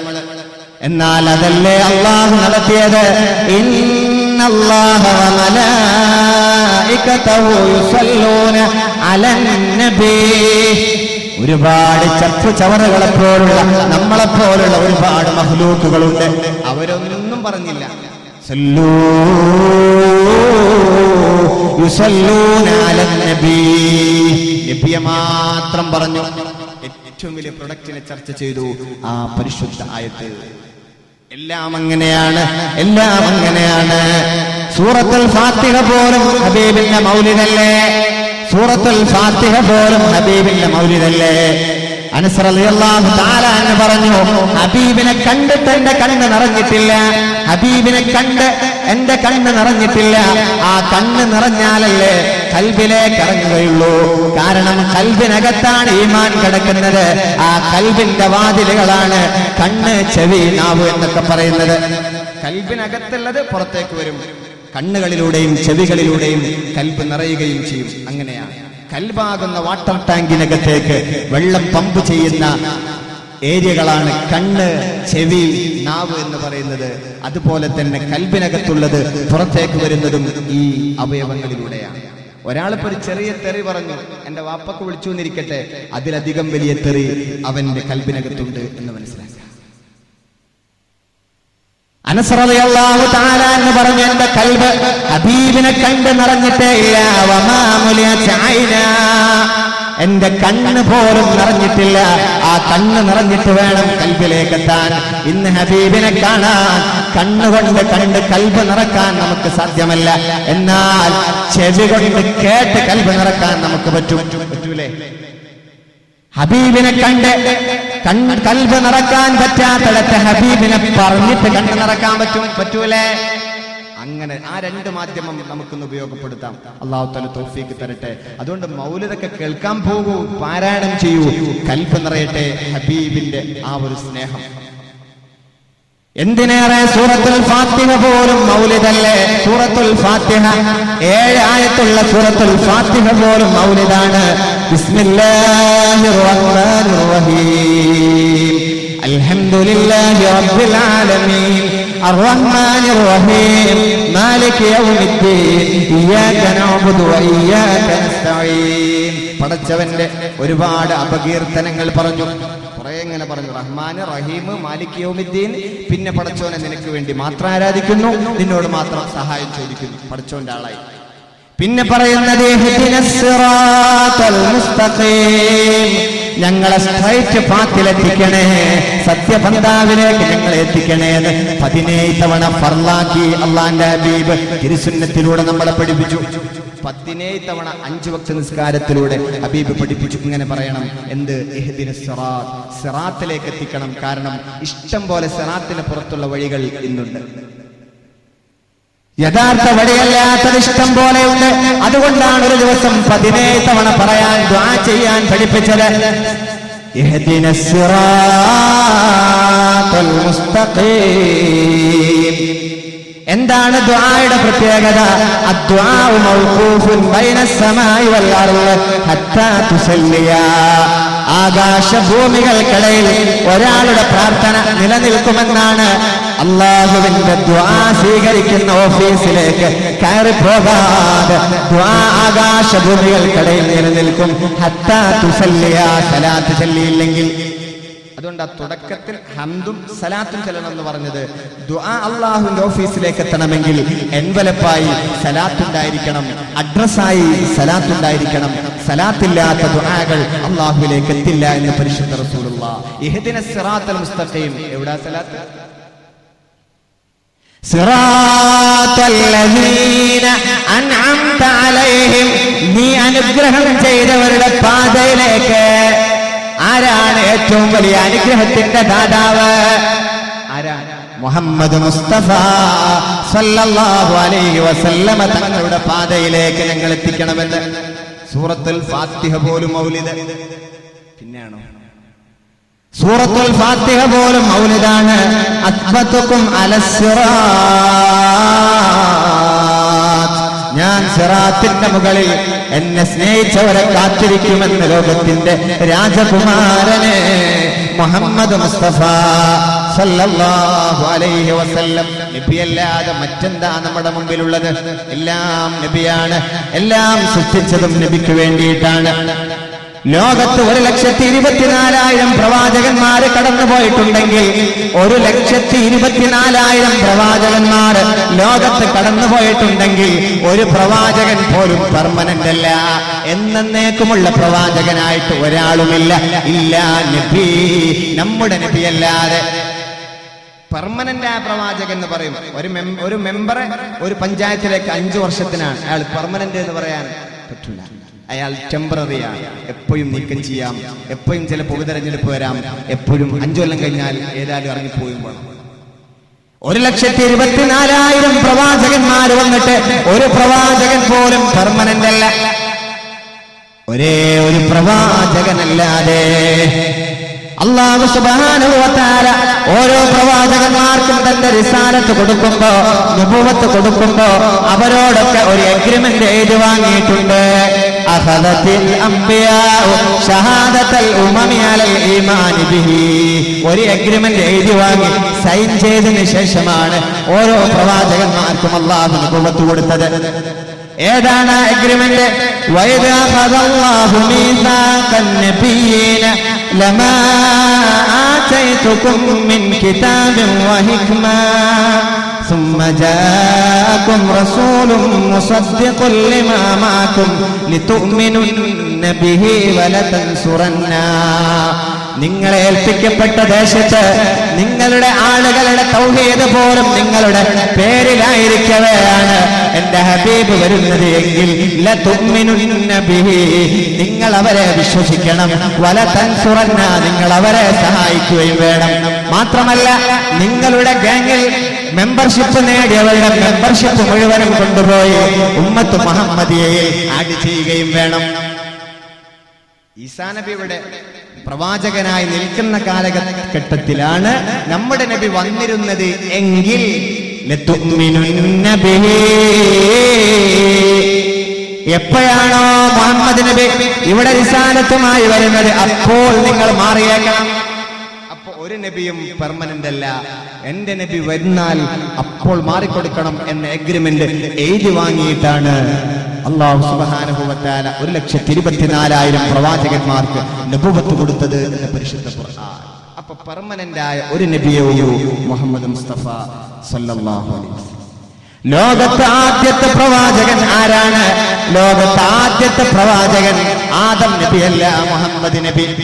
കുട്ടികളൊക്കെ ഒന്നും തിരിച്ചു മനസ്സിലാക്കണേ. ആദം നബിയെക്കാളും മുമ്പ് പ്രവാചകത്വം മുഹമ്മദ് നബിക്ക് കിട്ടിയിട്ടുണ്ട്. നാളെ ഉസ്താദുമാർക്ക് തലവേദന ഉണ്ടാക്കരുത്. ആദ്യത്തെ പ്രവാചകൻ മുഹമ്മദ് മുസ്തഫ സല്ലല്ലാഹു അലൈഹി വസല്ലം. നബി തങ്ങൾ പറഞ്ഞു, കുൻതു അവ്വലുൽ അംബിയാ ഫിൽ ഖൽഖി വആഖിറുഹും ഫിൽ ബഅസി. ആദ്യമായിട്ട് നബുവത്ത് കിട്ടിയത്, പ്രവാചകത്വം ലഭിച്ചത് എനിക്കാണ്. പക്ഷേ അവസാനമായിട്ട് ഒരു ഉമ്മത്തിലേക്ക് അയക്കപ്പെട്ട ആള് ഞാനാണ്. അപ്പൊ കിട്ടിയത് എനിക്കാണ്, പക്ഷേ ഓർഡർ ഭൂമിയിലേക്ക് വരാൻ അവസാനമായി എന്ന് മാത്രം. അപ്പോൾ നബുവത്ത് കൊണ്ട് മുൻകടന്നത് മുഹമ്മദ് മുസ്തഫ സല്ലല്ലാഹു അലൈഹി വസല്ലമ തങ്ങളാണ്. സഹാബത്ത് ചോദിച്ചത് കേട്ടപ്പോൾ കൊച്ചുകുട്ടികൾക്കുണ്ടായ ആശങ്ക പോലെ നബിയോട് ചോദിച്ചു, നബിയേ മതാ കുന്ത നബിയ്യൻ യാ റസൂലല്ലാഹ്, എന്നാണ് ഹബീബേ അങ്ങേക്ക് നബുവത്ത് കിട്ടിയത്?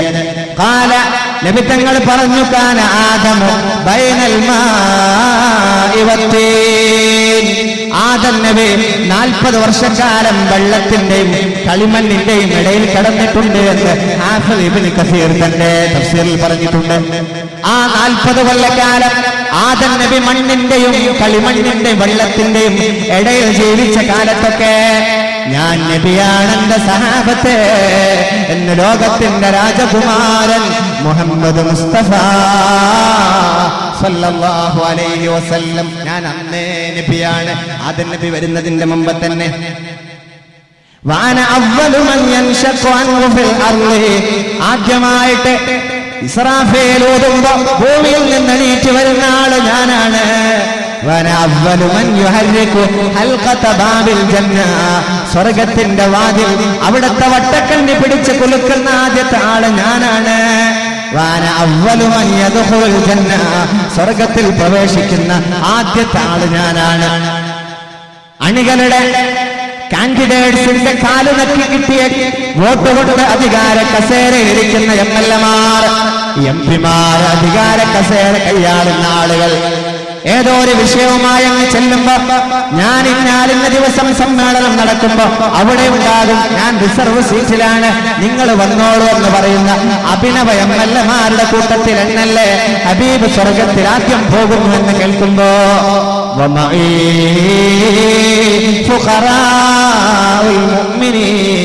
എന്റെ കൂടെ ഫുഖറാകളായ എന്റെ അടിമകളും എന്റെ സമുദായവും എന്റെ കൂടെ ഉണ്ടാകുമെന്ന് ലോകത്തിന്റെ രാജകുമാരൻ മുഹമ്മദ് മുസ്തഫ അവരോടൊന്നിച്ചു പോകാൻ തൗഫീക്ക് തരട്ടെ. അല്ലാഹുമ്മ ജഅൽനാ മിൻഹും. നിങ്ങൾ എങ്ങനെങ്കിലും ടാക്സി പിടിച്ചു വന്നോളൂ, ഞാൻ അവിടെ MLA കോട്ടേഴ്സിലുണ്ടാകും എന്ന് പറയുന്ന അഭിനവ ആളുകളല്ല മുഹമ്മദ് നബി. ഞാൻ പോകുമ്പോ എന്റെ കൂടെ എന്റെ സമുദായത്തില് വിശന്ന പാമരയായ എന്റെ സമുദായക്കാരും ഉണ്ടാകുമെന്ന് റസൂലുള്ളാഹ്. അല്ലാഹു തആല തൗഫീക്ക് തരട്ടെ, നമ്മളൊക്കെ അതിൽ ചേർക്കട്ടെ.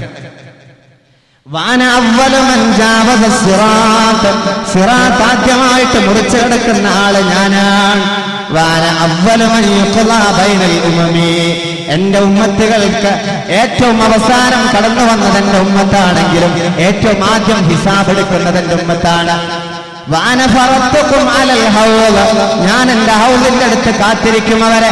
അല്ലദീ അഅ്താനി റബ്ബി, എന്റെ റബ്ബനിക്ക് തന്ന ഹൗലിന്റെ മുമ്പിൽ ഞാൻ അവരെ വെയിറ്റ് ചെയ്തിരിക്കുമെന്ന് പുണ്യപൂമാൻ അല്ലാഹു തൗഫീഖ് തരട്ടെ. അല്ലാഹുമ്മ ജഅൽനാ മിൻഹും, അല്ലാഹുമ്മ ജഅൽനാ മിൻഹും. ഒരിക്കൽ സഹാബത്തെല്ലാവരും ഒരുമിച്ച് കൂടി ഇരുന്നിട്ട് മൂസാ നബി അലൈഹിസ്സലാത്തു വസ്സലാമിന്റെ ത്യാഗോജ്ജലമായ പ്രവർത്തനങ്ങളെ അവിടെ ചെന്ന് ഫിറഔന്റെ മുമ്പിൽ സംസാരിച്ചത്, പീഡനങ്ങൾ ഉണ്ടായത്, പീഡന പർവ്വങ്ങളേറ്റിട്ട് രാത്രിക്ക് രാത്രി ഓടി രക്ഷപ്പെട്ടത്, ചെങ്കടലിന്റെ മുമ്പിൽ ചെന്ന് നിന്നത്, അടിച്ചത്, രക്ഷപ്പെട്ടത് എല്ലാം സംസാരിച്ചുകൊണ്ട് ഓരോരുത്തരും മൂസാ നബിയുടെ വലിയ വലിയ ഫളീലത്തുകൾ പറഞ്ഞുകൊണ്ടിരിക്കവേ ആ സദസ്സിലേക്ക് ഹബീബ് ചെന്നിരുന്നു. ഹബീബും ആ സദസ്സിൽ ആ വട്ടമേശയിൽ ആ ഹൽക്കത്തിൽ ചെന്നിരുന്നു. എല്ലാം പറയുന്നതിന് ഹബീബും തല നോട്ട് ചെയ്തു കൊടുത്തു. ഒക്കെ ശരി തന്നെ, എല്ലാം ശരി തന്നെ എന്ന് പറഞ്ഞു. ഹബീബും സമ്മതിച്ചു കൊടുത്തു. സഭ പിരിയാൻ നേരമായപ്പോ ഹബീബ് ചോദിച്ചിട്ടുണ്ട്, അതഅരിഫൂന മൻ അന, ഞാനാരാന്നറിയോ? മൂസാ നബി ഇപ്പൊ എവിടെയോ എത്തി നിൽക്കുക, പറഞ്ഞു പറഞ്ഞു പൊക്കി വെച്ചതാ. അതഅരിഫൂന മൻ അന, ഞാനാരാന്നറിയോ സഹാബത്തെ? ലൗ കാന മൂസാ ഹയ്യാ ലമാ വസിഅതുഹു ഇല്ല ഇത്തിബാഇ. ഇന്ന് മൂസാ നബി, നിങ്ങളെ പോസ്റ്റ് ചെയ്ത് പറഞ്ഞ മൂസാ നബി, നിങ്ങൾ എക്സാഗ്രേറ്റ് ചെയ്ത് പറഞ്ഞ മൂസാ നബി ഇന്നിവിടെ ഉണ്ടായിരുന്നുവെങ്കിൽ എന്റെ ഒരു കേവലം എന്റെ സമുദായത്തിൽ ഒരു മെമ്പറായിരിക്കുമെന്ന് മുഹമ്മദ് മുസ്തഫ അവര് പറഞ്ഞു വെച്ചോക്കാം. തിരികിടതും താഴെ പോയി. അതാണ് മുഹമ്മദ് നബി സല്ലല്ലാഹു അലൈഹി വസല്ലം. ബക്കറ്റ് പിരിവുണ്ട്, നല്ലൊരു സംഖ്യ കൊടുക്കുക. നേരത്തെ ഇതിന് ഉദ്ദേശ ലക്ഷ്യങ്ങളൊക്കെ പറഞ്ഞല്ലോ. അല്ലാഹു തആല സ്വീകരിക്കട്ടെ. ഒന്ന് നീറ്റിരുന്നോളൂ, പോരുത്. സല്ലല്ലാഹു അലാ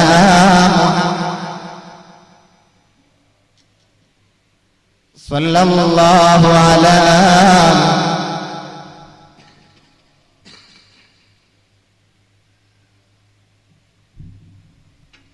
അതാണ് മുഹമ്മദ് നബി, അതാണ് മുഹമ്മദ് നബി. മുഹമ്മദുൻ ഖൈറു ഖൽഖില്ലാഹി മിൻ മുളറ, മുഹമ്മദുൻ ഖൈറു റസൂലില്ലാഹി കുല്ലിഹിമി. ഓരോ നബിയെയും ഓരോ പ്രദേശത്തേക്കാണ് അല്ലാഹു സുബ്ഹാനഹു വ തആല പറഞ്ഞയച്ചത്. ഓരോ നബിയെയും ഓരോ നാട്ടിലേക്കാണ് പറഞ്ഞയച്ചത്. ആദ്യ സമുദായത്തിലേക്കല്ലേ ഹൂദ് നബി അല്ലാഹു പറഞ്ഞയച്ചത്. വഇലാ സമൂദ അഖാഹും സാലിഹ, സാലിഹ് നബിയെ സമൂദ് ഗോത്രത്തിലേക്കാണ് അല്ലാഹു പറഞ്ഞയച്ചത്. അഥവാ കോഴിക്കോട് ജില്ലയിലേക്ക് ഒരു പ്രവാചകൻ, മലപ്പുറം ജില്ലയിലേക്ക് വേറെ പ്രവാചകൻ. അങ്ങനെയാണ് പ്രവാചകന്മാർക്കൊരു പ്രത്യേക സ്ഥലവും പ്രത്യേക ടെറിറ്ററിയും പ്രത്യേക സമുദായം ഉണ്ടായിരുന്നു. ഹൂദ് നബി ആദ് ഗോത്രത്തിലേക്ക്, സാലിഹ് നബി സമൂദ് ഗോത്രത്തിലേക്ക്. وإلى مدين أخاهم شعيبا, شعيب نبي مدينിലേക്ക്. اذهب إلى فرعون إنه طغى, മൂസാ നബിയും സഹോദരൻ ഹാറൂനും പോയത് ഫിർഔനിലേക്ക്. രണ്ടാളൊരു സ്ഥലത്തേക്ക്. وجعلناه مثلا لبني ഇസ്രായേൽ, ഇസ്രായേലിലേക്കാണ് ഈസാ നബി അല്ലാഹു പറഞ്ഞയച്ചത്. അഥവാ അറിയപ്പെട്ട ഉലുൽ അസ്മിലെ മറ്ററിയപ്പെട്ട അമ്പിയാക്കന്മാരെ ഒക്കെ ഖുർആൻ പരാമർശിച്ചവരൊക്കെ പോയത് ഒരു പ്രത്യേക നാട്ടിലേക്ക്, പ്രത്യേക സമുദായങ്ങളിലേക്ക്.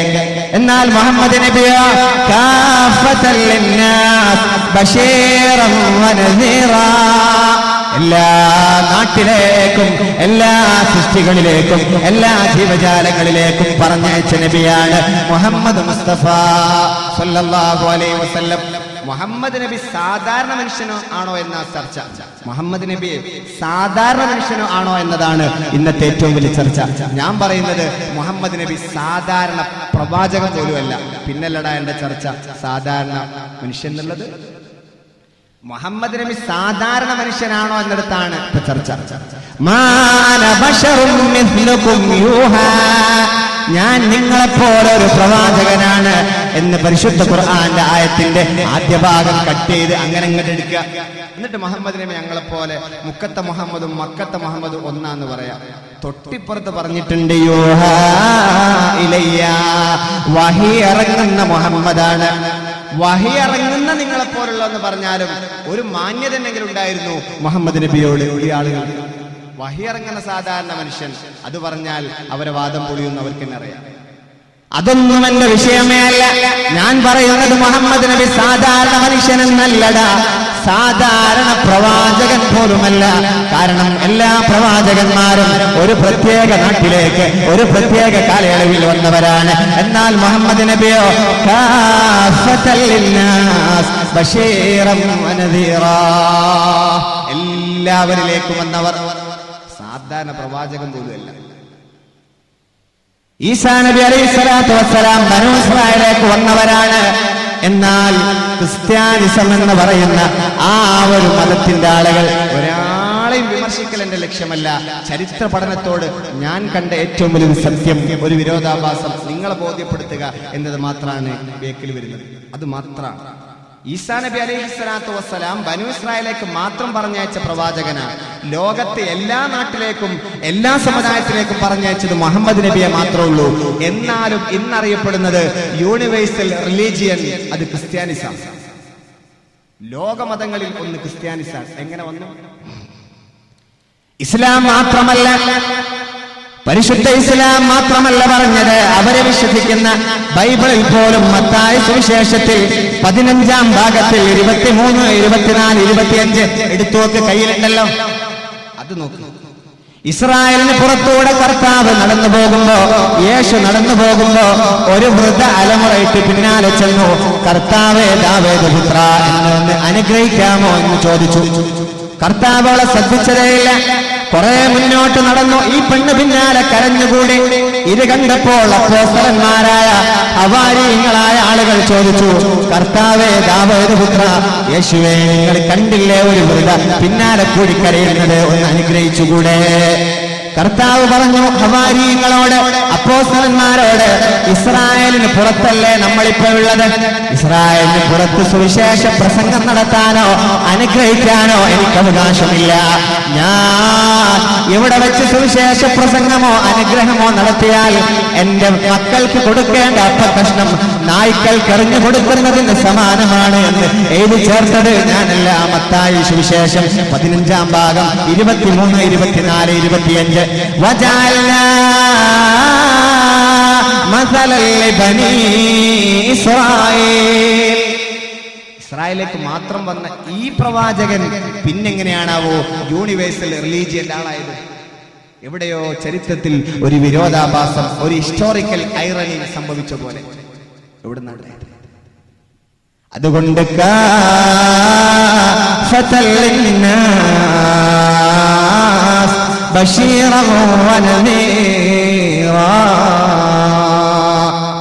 എല്ലാ നബിമാർക്കും അഡീഷണൽ നബിമാരുണ്ടായിട്ടുണ്ട്. സയ്യിദുനാ ഇബ്രാഹിം നബിക്ക് 3 അഡീഷണൽ 3 ഹെൽപ്പേഴ്സ് നബിമാരുണ്ടായിട്ടുണ്ട്. ഒന്ന് സയ്യിദുനാ ലൂത്ത്, കുടുംബക്കാരൻ സയ്യിദുനാ ലൂത്ത്. ലൂത്ത് നബി തന്നെ കരുത്തനാണ്. ലൂത്ത് നബിയുടെ സമുദായത്തെ നശിപ്പിക്കാൻ വേണ്ടിയിട്ട് കടന്നു വന്നില്ലായിരുന്നുവോ? അല്ലാഹു അയച്ചില്ലായിരുന്നുവോ മെസ്സഞ്ചേഴ്സിനെ, മാലാഖമാരെ? ഇന്നാ ഉർസിൽനാ ഇലാ ഖൗമി ലൂത്ത് ഫബശർനാഹാ ബിഇസ്ഹാഖ് ഫലമ്മാ ദഹബ അൻ ഇബ്രാഹിം. ഇബ്രാഹിം നബിക്ക് ഇസ്ഹാഖ് എന്ന് പറയുന്ന പൊന്നുമോന് സന്തോഷ വാർത്ത അറിയിക്കാൻ വേണ്ടി വരുമ്പോ ലൂത്ത് നബിയുടെ അടുക്കൽ കയറിയിട്ടാണ് മാലാഖമാര് വന്നത്. അഡീഷണൽ നബിയായ ലൂത്ത് നബിയുടെ അടുക്കൽ ചെന്ന് പറഞ്ഞു, നിങ്ങളുടെ സമുദായത്തെ നശിപ്പിക്കാൻ പോവാണ്. ലൂത്ത് നബിയോട് പറഞ്ഞു മാലാഖമാര്, സുബഹിന്റെ സമയമായി, ബാങ്ക് വിളിച്ചു കഴിഞ്ഞാൽ നിങ്ങളുടെ നാട് നശിപ്പിക്കാൻ പോവുകയാണ്, പെട്ടെന്ന് പൊയ്ക്കൊള്ളൂ, തിരിഞ്ഞു നോക്കാതെ പൊയ്ക്കൊള്ളൂ എന്ന് പറഞ്ഞിട്ടുണ്ട് ലൂത്ത് നബിയോട് മാലാഖമാർ. സുബ്ഹ് അടുത്ത് വരാറായിട്ടുണ്ട്. ഇത് കേട്ടപ്പോ ലൂത്ത് നബി അലൈഹിസ്സലാത്തു വസ്സലാം ഒരൊറ്റ ചാട്ടത്തിന് 400 കിലോമീറ്ററുകൾ അപ്പുറത്തെത്തിയെന്ന ഹിസ്റ്ററിയിലുള്ളത്, താരീഖിലുള്ളത്. 400 കിലോമീറ്ററുകൾക്കപ്പുറത്തേക്ക് ചാടി എന്നാ പറയുന്നത്. അപ്പോൾ അത്രയും കരുത്തനാണ് സയ്യിദുനാ ലൂത്ത്. പക്ഷെ ആരാണ്? ഇബ്രാഹിം നബിയുടെ അസിസ്റ്റന്റാണ്. 2 സയ്യിദുനാ ഇസ്മായിൽ, 3 മകനായ ഫലസ്തീനിലേക്ക് ദഅവത്തിന് ഉത്തരവാദിത്തം കിട്ടിയ സയ്യിദുനാ ഇസ്ഹാഖ് നബി അലൈഹിസ്സലാം. 3 നബിയും ഇബ്രാഹിം നബിയുടെ അഡീഷണലാണ്. സയ്യിദുനാ ഖാലിഫുൽ ബശർ ശറഫൻ വഫള മൂസാ നബി അലൈഹിസ്സലാത്തു വസ്സലാം. മൂസാ നബി അലൈഹിസ്സലാത്തു വസ്സലാം പോലും അഖീ ഹാറൂൻ ഹുവ അഫ്സഹു മിന്നീ. ഫിർഔന്റെ അടുത്തേക്ക് പോകണമെന്ന് പറഞ്ഞപ്പോ എന്റെ സംസാരം അത്ര ഫ്ലോ അല്ല, സ്വരരാഗസുഖ അനർഘം നിർഗളിക്കുന്ന ശബ്ദവീതി എനിക്കില്ല, എന്റെ സഹോദരൻ ഹാറൂനെ കൂട്ടട്ടെ എന്ന് പറഞ്ഞപ്പോ മൂസാ നബിയുടെ അസിസ്റ്റന്റായിട്ട് പ്രവാചകൻ കൊടുത്ത സയ്യിദുനാ ഹാറൂൻ മൂസാ നബിയുടെ അഡീഷണലാണ്. മദിയനിൽ ശുഐബ് നബി ഉണ്ടാകുന്നുണ്ട്. മൂസാ നബിയുടെ കാലത്ത്, ഒരേ കാലത്ത് മദിയനിൽ ശുഐബ് നബിയുണ്ട്. മൂസാ നബി ഫിർഔന്റെ അടുത്തുമുണ്ട്. ബനു ഇസ്രായേലിൽ യൂസഫ് നബി അലൈഹിസ്സലാത്തു വസ്സലാമില്ലേ, യാക്കൂബ് നബിയുടെ അതേ കാലത്ത് അപ്പയും മോനും ഒക്കെ അഡീഷണലാണ്. ഈസാ നബി അലൈഹിസ്സലാത്തു വസ്സലാമിനെ ബൈബിൾ പരിചയപ്പെടുത്തുന്ന യോഹന്നാൻ അഡീഷണൽ നബിയാണ്. മുസദ്ദിഖൻ ബികലിമത്തിൻ മിനല്ലാഹ് എന്ന് പറഞ്ഞ് കടന്നു വന്ന യഹ്യ ഈസാ നബിയുടെ അസിസ്റ്റന്റ് ആയിരുന്നില്ലേ? ദാവൂദ് നബിയുടെ അസിസ്റ്റന്റ് അല്ലേ ശംബീല്? ഇങ്ങനെ അറിയപ്പെട്ട പ്രവാചകന്മാർക്കെല്ലാം അഡീഷണൽ നബിമാരുണ്ടായിരുന്നു എന്ന്, അല്ലെങ്കിൽ സമകാലികരായ നബിമാർ അതേ കാലയളവിൽ മറ്റൊരു രാഷ്ട്രത്തിൽ ഉണ്ടായിരുന്നുവെന്ന്. എന്നാൽ നമ്മുടെ നബിക്ക് അഡീഷണൽ നബിയില്ല, അഡീഷണൽ നബിയുടെ ആവശ്യവുമില്ല. മോനെ പറ, സാധാരണ മനുഷ്യനോ സാധാരണ പ്രവാചകൻ പോലുമല്ല നമ്മുടെ മുഹമ്മദ് നബി. മുഹമ്മദുൻ ഖൈറു ഖൽഖില്ലാഹി മിൻ മുളറ, മുഹമ്മദുൻ ഖൈറു റസൂലില്ലാഹി കുല്ലിഹിം. എന്റെ സാധാരണ മനുഷ്യൻ വലിച്ചെറിഞ്ഞേക്ക്, സാധാരണ പ്രവാചകൻ പോലുമല്ല. പിന്നെങ്ങനെ സാധാരണ മനുഷ്യൻ? സാധാരണ പ്രവാചകൻ പോലുമല്ല. AD 610 മുമ്പ് ആകാശ ലോകത്തേക്ക് കയറിപ്പോവാനുള്ള പെർമിഷൻ ജിന്നുകൾക്കുണ്ടായിരുന്നു. ആകാശത്തേക്ക് കയറിപ്പോവുക അല്ലാഹു സുബ്ഹാനഹു വ തആല മാലാഖമാർക്ക് ഏൽപ്പിച്ചു കൊടുക്കുന്ന ഡ്യൂട്ടികളെ കട്ടുകേട്ട് തിരിച്ചു വന്ന് ജോത്സ്യന്മാർക്കും പണിക്കർക്കും പറഞ്ഞു കൊടുക്കുന്ന ജോലി അന്ന് ശൈത്താന്മാർ ചെയ്തിരുന്നുവെന്നാണ്. വഅന്നാ ലമസ്ന السماء فوجدنا ملئت حرسا شديدا وشهبا. AD 610 മുമ്പ് ജിന്നുകൾ അവിടത്തേക്ക് കയറിപ്പോയി കട്ടുകൾക്കുമായിരുന്നു അവിടുത്തെ ഓരോ കാര്യങ്ങളും. എന്നാൽ وأنا كنا نقعد منها مقاعد للسمع فمن يستمع الآن يجد له شهابا رصدا. ജിന്ന് സൂറത്ത് 9-10 ആയത്ത്. എന്നാൽ AD 610 ആകാശത്തേക്ക് കയറിപ്പോവാൻ ജിന്നുകൾക്ക് സാധ്യമായില്ല. അല്ലാഹു മാലാഖമാരുടെ ബറ്റാലിയനെ കൊണ്ട് പ്രൊട്ടക്ഷൻ തീർത്തിട്ടുണ്ട്. ആകാശത്ത് കയറിപ്പോവാൻ പറ്റിയില്ല. അത് AD 610 അന്നല്ലേ പ്രവാചകന് നബുവത്ത് കിട്ടിയത്. AD 610 പ്രവാചകന് നബുവത്ത് കിട്ടിയ കാലം മുതൽ ഇനി ഒരു കാര്യം ലീക്കാവാൻ പാടില്ല, ഒരു ഫോൺ കോളും ചോരാൻ പാടില്ല. മുലിഅത ഹർസൻ ശദീദൻ വശുഹബാ ഫമൻ യസ്തമിഅന. ഇന്നാരെങ്കിലും കേൾക്കാൻ പോയി നിന്നാൽ യജിദ് ലഹു ശിഹാബൻ റസദാ. വാൽനക്ഷത്രങ്ങളെ പിടിച്ചു മാലാഖമാർ എറിഞ്ഞു. എന്തൊരു കഷ്ടപ്പാട്! മുഹമ്മദ് നബിക്ക് പ്രവാചകത്വം കിട്ടിയാൽ പിന്നെ ഒരു ഫോൺ കോൾ പോലും ഒരു മെസ്സേജ് പോലും ലീക്കാവാൻ പാടില്ല. ആകാശത്ത് അല്ലാഹു സുബ്ഹാനഹു വ തആല മാലാഖമാരുടെ പ്രൊട്ടക്ഷൻ തീർത്തു. സയ്യിദുനാ മുഹമ്മദ് മുസ്തഫ സല്ലല്ലാഹു. മനസ്സിലായോ നിങ്ങൾക്ക്? എങ്കിൽ ഉറക്കെ പറയാൻ നബി സലാം അലൈക്കും യാ റസൂൽ സലാം അലൈക്കും യാ ഹബീബ് സലാം അലൈക്കും സലവാത്തുല്ലാഹ് അലൈക്കും. അതാണ് മുഹമ്മദ് നബി. ഒരു വർഷത്തിലധികം അല്ലാഹു സുബ്ഹാനഹു വ തആല പരിശുദ്ധ കഅബയിൽ നിന്ന് ഖിബല ബൈത്തുൽ മുഖദ്ദസിലേക്ക് മാറ്റിയിട്ടുണ്ടായിരുന്നു. ഒരു വർഷത്തിലധികം മസ്ജിദുൽ ഖിബലതൈൻ ആ പള്ളിയിൽ വെച്ചാണ് പിന്നീട് മസ്ജിദുൽ മുഖദ്ദസിൽ നിന്ന് ഖിബല വീണ്ടും കഅബയിലേക്ക് മാറ്റിയത്. ഒരു വർഷത്തിലധികം കഅബയിൽ നിന്ന് ഖിബല മാറ്റി ബൈത്തുൽ മുഖദ്ദസിൽ ആക്കിയിരുന്നു അല്ലാഹു സുബ്ഹാനഹു വ തആല. എന്നാൽ ഖിബല വീണ്ടും കഅബയിലേക്ക് തന്നെ മാറ്റാൻ ആരോടൊക്കെയാണ് മുശാവറ ചെയ്തത്? ഏത് മതേതരത്വമാണ് കയ്യിലെടുത്ത്, ഏത് വോട്ട് ബാങ്കാണ് കഅബയിലേക്ക് വീണ്ടും ആ ഖിബലയെ തിരിച്ചു കൊണ്ടുവരാൻ കാരണമായത്? ആര് പറഞ്ഞിട്ടാണ് മാറ്റിയത്? ഖദ് നറാ തഖല്ലുബ വജ്ഹിക വഖദ് നറാ തഖല്ലുബ വജ്ഹിക ഫിസ്സമാ വലനുവല്ലിയൻ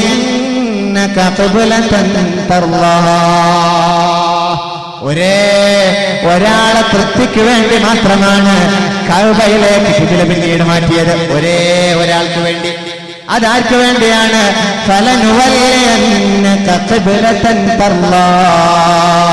എന്റെ രാജകുമാരന്റെ തൃപ്തിക്ക് വേണ്ടി മാത്രം.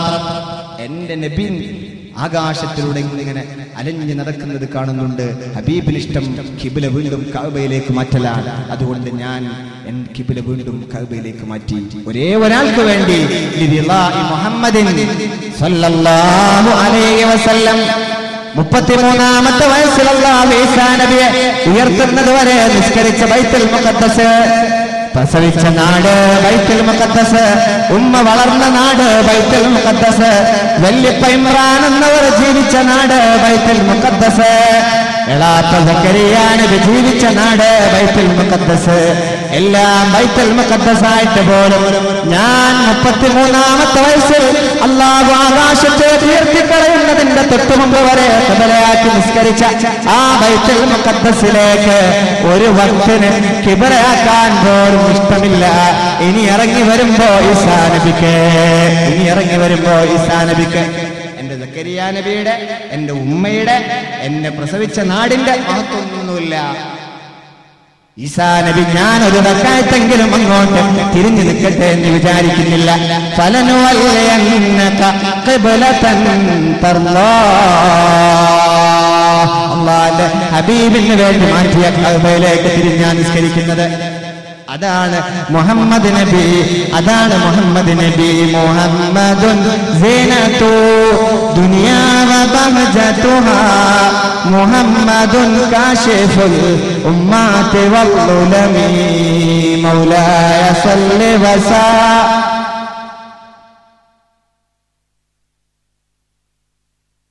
അതാണ് മുഹമ്മദ് നബി മുസ്തഫ സല്ലല്ലാഹു അലൈഹി വസല്ലം.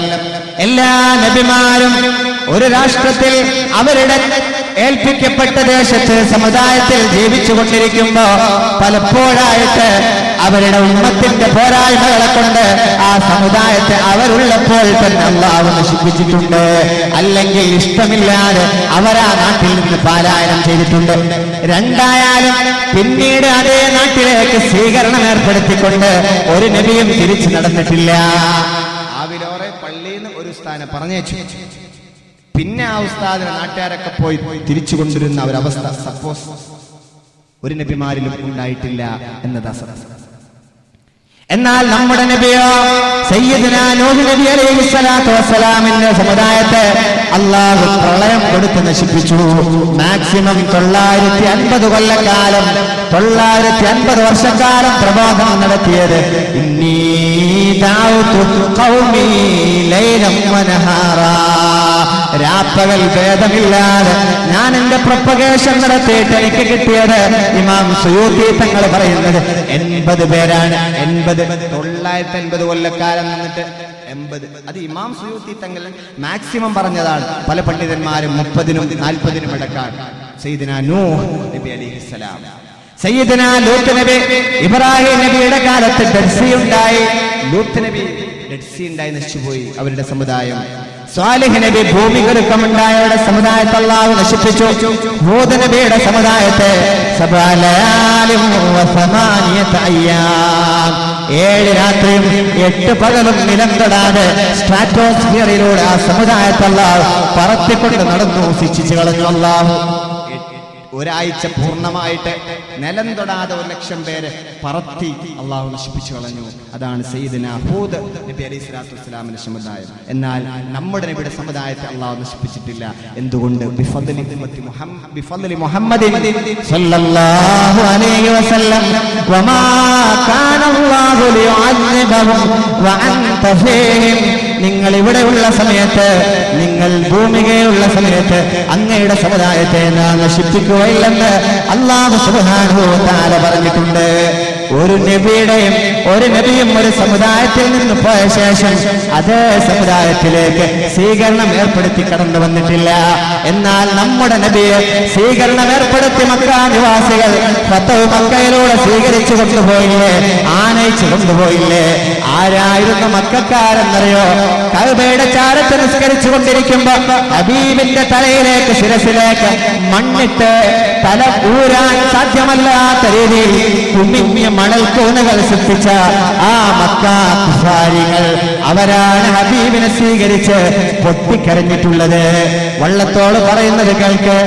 അമൂത്ത പാദം പൊടിമൺ പുരണ്ട പിതാവിനെ കണ്ട ദിവമ്പലോടെ താൻ തുളിപ്പതിനായി മുതിർന്നു തണ്ണീർ കുടം കൊണ്ടകലാണ്ട പുത്രി പിടിച്ചിരുത്തി ചളി പോക്കുവാനായി നിറഞ്ഞ കുംഭോദകമോടുകൂടെ ഗാതന്റെ ഗാത്രങ്ങളിലാപതിച്ചു കുമാരിയാർ ചുടുകണ്ണു നീരും.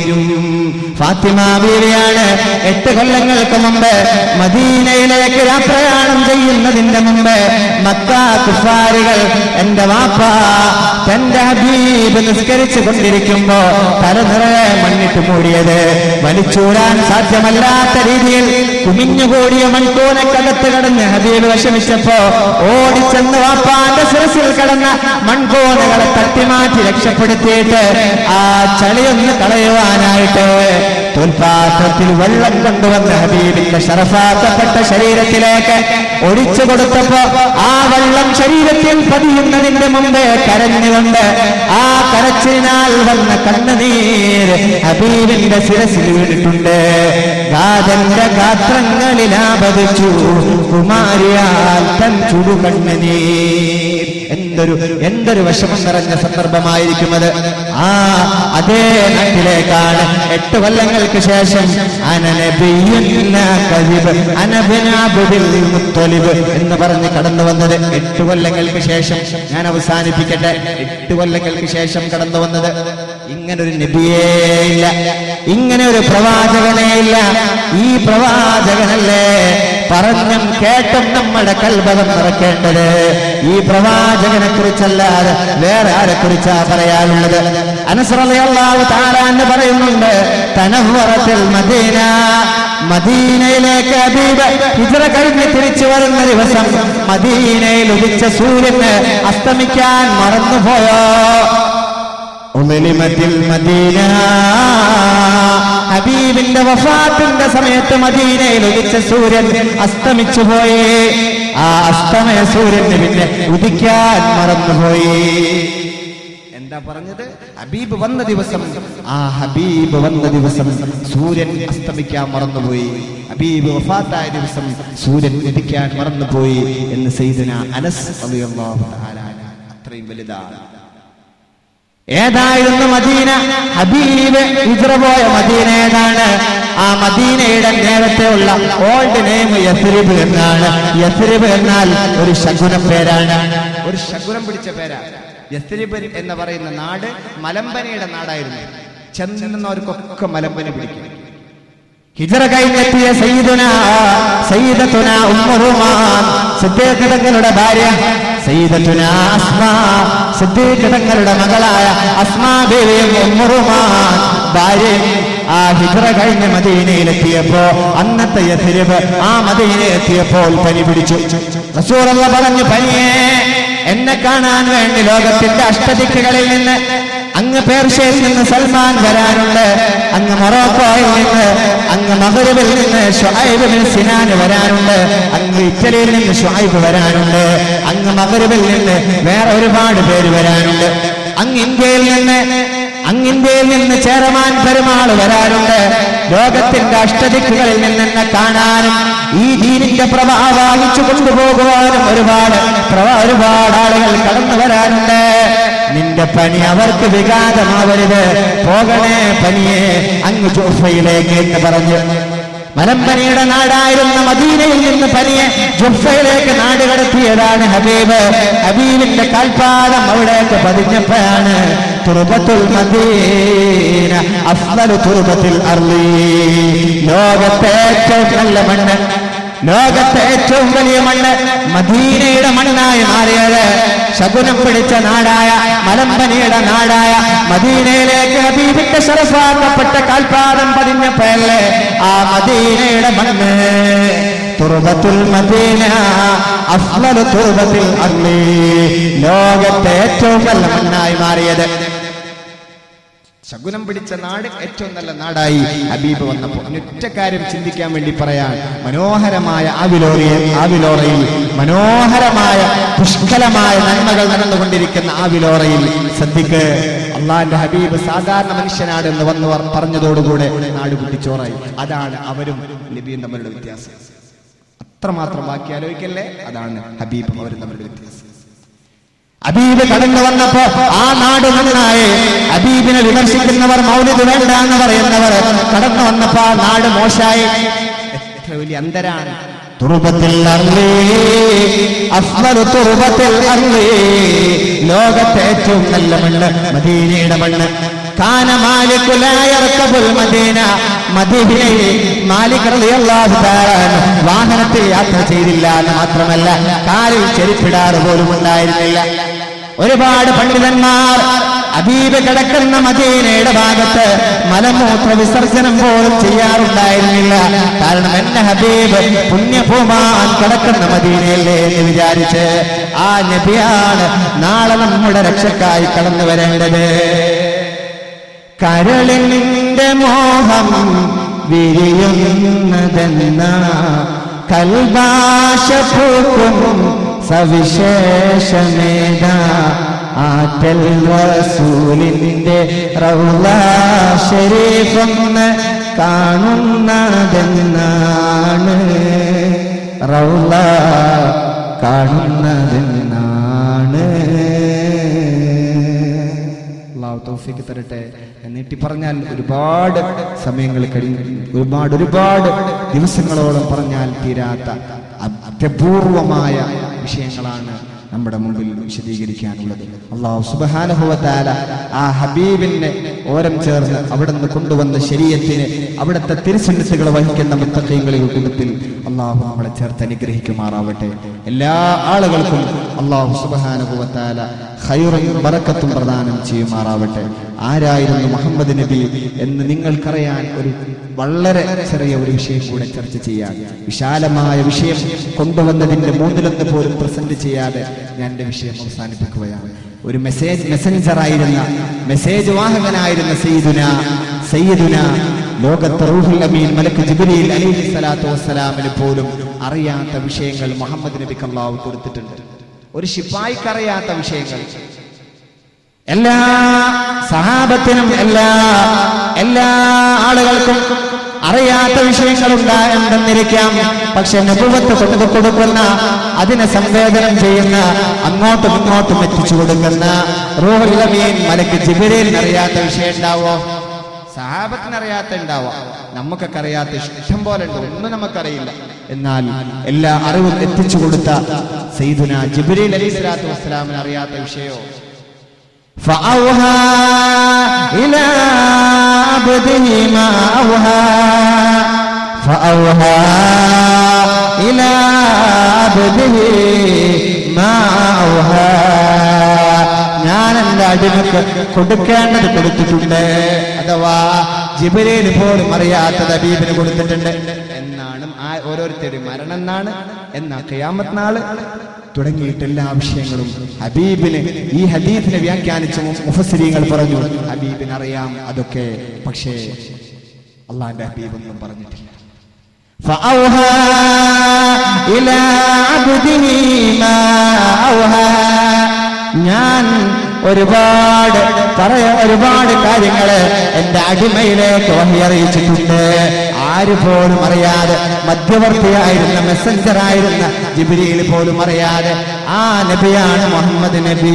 മുഹമ്മദുൻ സീനത്തു ദുനിയാ വ ബഹജതുഹാ മുഹമ്മദുൻ കാശിഫുൽ ഉമ്മത്തി വൽ ഉലമി. മൗലാ സല്ലി വസല്ലിം ദായിമൻ അബദാ. ലോകത്ത് മുഹമ്മദ് നബി സാധാരണ മനുഷ്യനാണ് എന്ന് പറഞ്ഞത് അബൂജഹലാണ്. ലോകത്ത് മുഹമ്മദ് നബി സാധാരണ മനുഷ്യനാണ് എന്ന് പറഞ്ഞത്. അബൂജഹല് ചോദിച്ചു, മാലി ഹാദർ റസൂൽ, നീ എന്ത് റസൂലാണ്? നീ പ്രവാചകനോ മുഹമ്മദ്? അയ്യേ, അത് വളരെ മോശമായി.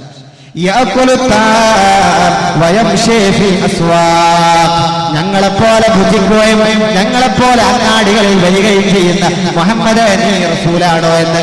ലോകത്ത് ആദ്യമായിട്ട് മുഹമ്മദ് നബി സാധാരണ മനുഷ്യനാണെന്ന് വാദിച്ചാൽ അബൂജഹലാണ്. അതിന്റെ മെമ്പേഴ്സുമാർ ആരൊക്കെയുണ്ട് അവർക്ക് തീരുമാനിക്കും. നീ എന്ത് പ്രവാചകനാണ്, എന്ത് റസൂലാണ്?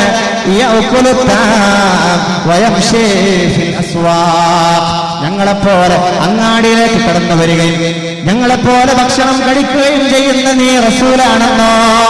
അത് പാടില്ലല്ലോ. ഹബീബ് ജനിച്ച ആ വീട് എന്ന് ലൈബ്രറിയാണ്. എന്നാൽ ഹബീബിനെ സാധാരണ മനുഷ്യനായി ചിത്രീകരിച്ച അബൂജഹൽ ജനിച്ച വീട് നൂറുകണക്കിന് ടോയ്ലറ്റുകളാണ്. നൂറുകണക്കിന് ടോയ്ലറ്റുകളാണ്. സൗദി സർക്കാർ അവിടെ വേണ്ടത് ചെയ്തു.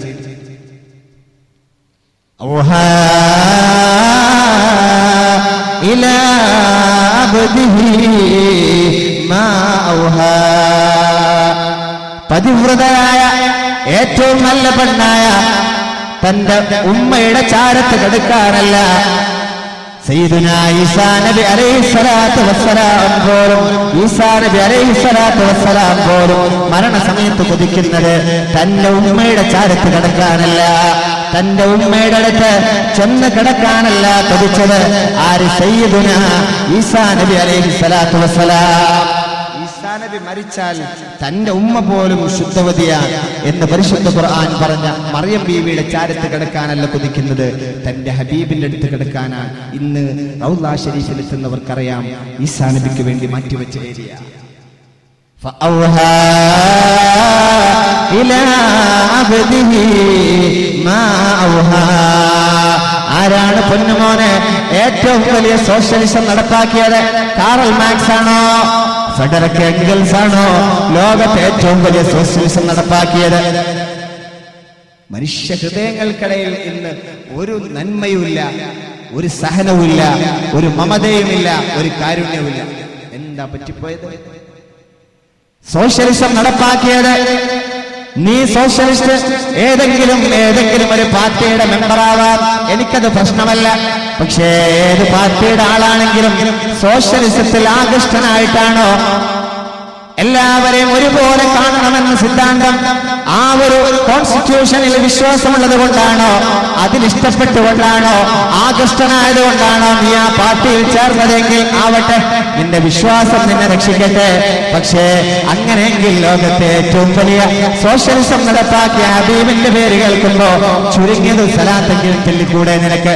ലോകത്തെ ഏറ്റവും വലിയ സോഷ്യലിസം നടപ്പാക്കിയത് ആരാണ്? സോഷ്യലിസം നടപ്പാക്കിയത് മുഹമ്മദ് മുസ്തഫ സല്ലല്ലാഹു അലൈഹി വസല്ലം. മുഹമ്മദ് നബിയാണ് ലോകത്തെ ഏറ്റവും വലിയ സോഷ്യലിസ്റ്റ് നേതാവ്. മദീനയിലേക്ക് മക്കത്ത് നിന്ന് ഹിജ്റ നടന്നു വന്നപ്പോ എല്ലാ വസ്തുക്കളും അവിടെ പിടിച്ചു വെച്ചിട്ടുണ്ട്. മക്ക മുശ്രിക്കീങ്ങൾ, മക്ക കുഫാരികൾ ഒന്നുമില്ലാതെ കടന്നു വന്നവരെ ആ ഒരുമിച്ച് ചേർത്ത് നിർത്തിയിട്ട് അള്ളാന്റെ ഹബീബ് പറഞ്ഞില്ലേ മദീന നിവാസികളായ അൻസാരികളോട്, മക്കക്കാരായ എന്റെ കൂടെ വന്ന മുഹാജിറുകളെ ഓരോരുത്തരും നിങ്ങൾ ഏറ്റെടുക്കണേ, ഓരോരുത്തരും നിങ്ങൾ കൊണ്ടുപോയിട്ട് നിങ്ങളുടെ സമ്പത്തിന്റെ പാതി കൊടുത്തേക്കണേ, നിങ്ങളുടെ വീടിൽ അവർക്ക് താമസിക്കാൻ സൗകര്യം ചെയ്തു കൊടുക്കണേ എന്ന്. ധനാഢ്യനായ സയ്യിദ് എന്നവർക്ക് കിട്ടിയത് അൻസാരിയായ അബ്ദുറഹ്മാൻ ഔഫ് എന്നവരെ കിട്ടിയത് സയ്യിദ് എന്നവരായ ഏറ്റവും വലിയ ധനാഢ്യനായിരുന്നുവല്ലോ. സയ്യിദ് എന്നവർ അബ്ദുറഹ്മാൻ ഔഫ് എന്നവര് ആ പള്ളിയുടെ മൂലയിലേക്ക് കാര്യം റസൂലുള്ള പറഞ്ഞപ്പോ പിടിച്ചു വലിച്ചു കൊണ്ടുപോയിട്ട് പറഞ്ഞു, അബ്ദുറഹ്മാനെ നീ എത്ര വലിയ ഭാഗ്യവാനാണടാ, നിന്നെക്കാളും വലിയ ലക്കീമാൻ ഇന്ന് മദീനയിലില്ല. കാരണം മദീനയിലെ ഏറ്റവും വലിയ ധനാഢ്യനാണ് ഞാന്, എനിക്കാണല്ലോ നിന്നെ കൂട്ടുകാരനായി സഹോദരനായി ലഭിച്ചത്.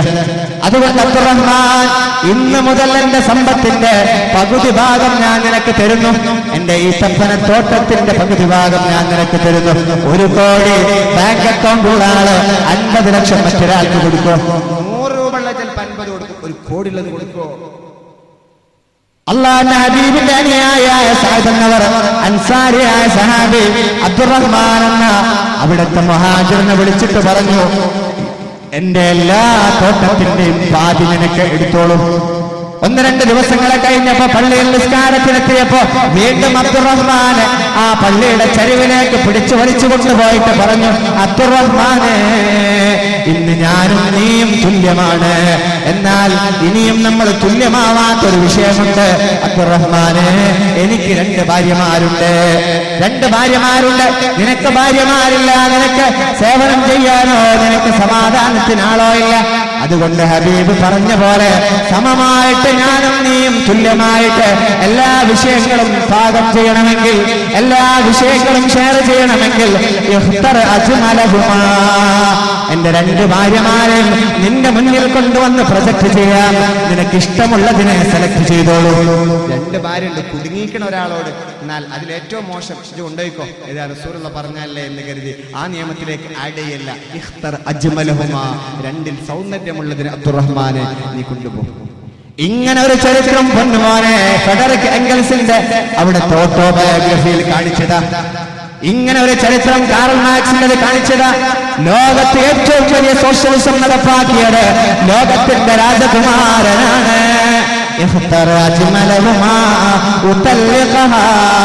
സെലക്ട് ചെയ്തോ അതിലേറ്റവും ഭംഗിയുള്ളതിനെ ഞാൻ അവളെ ഡൈവേഴ്സ് ചെയ്യാം.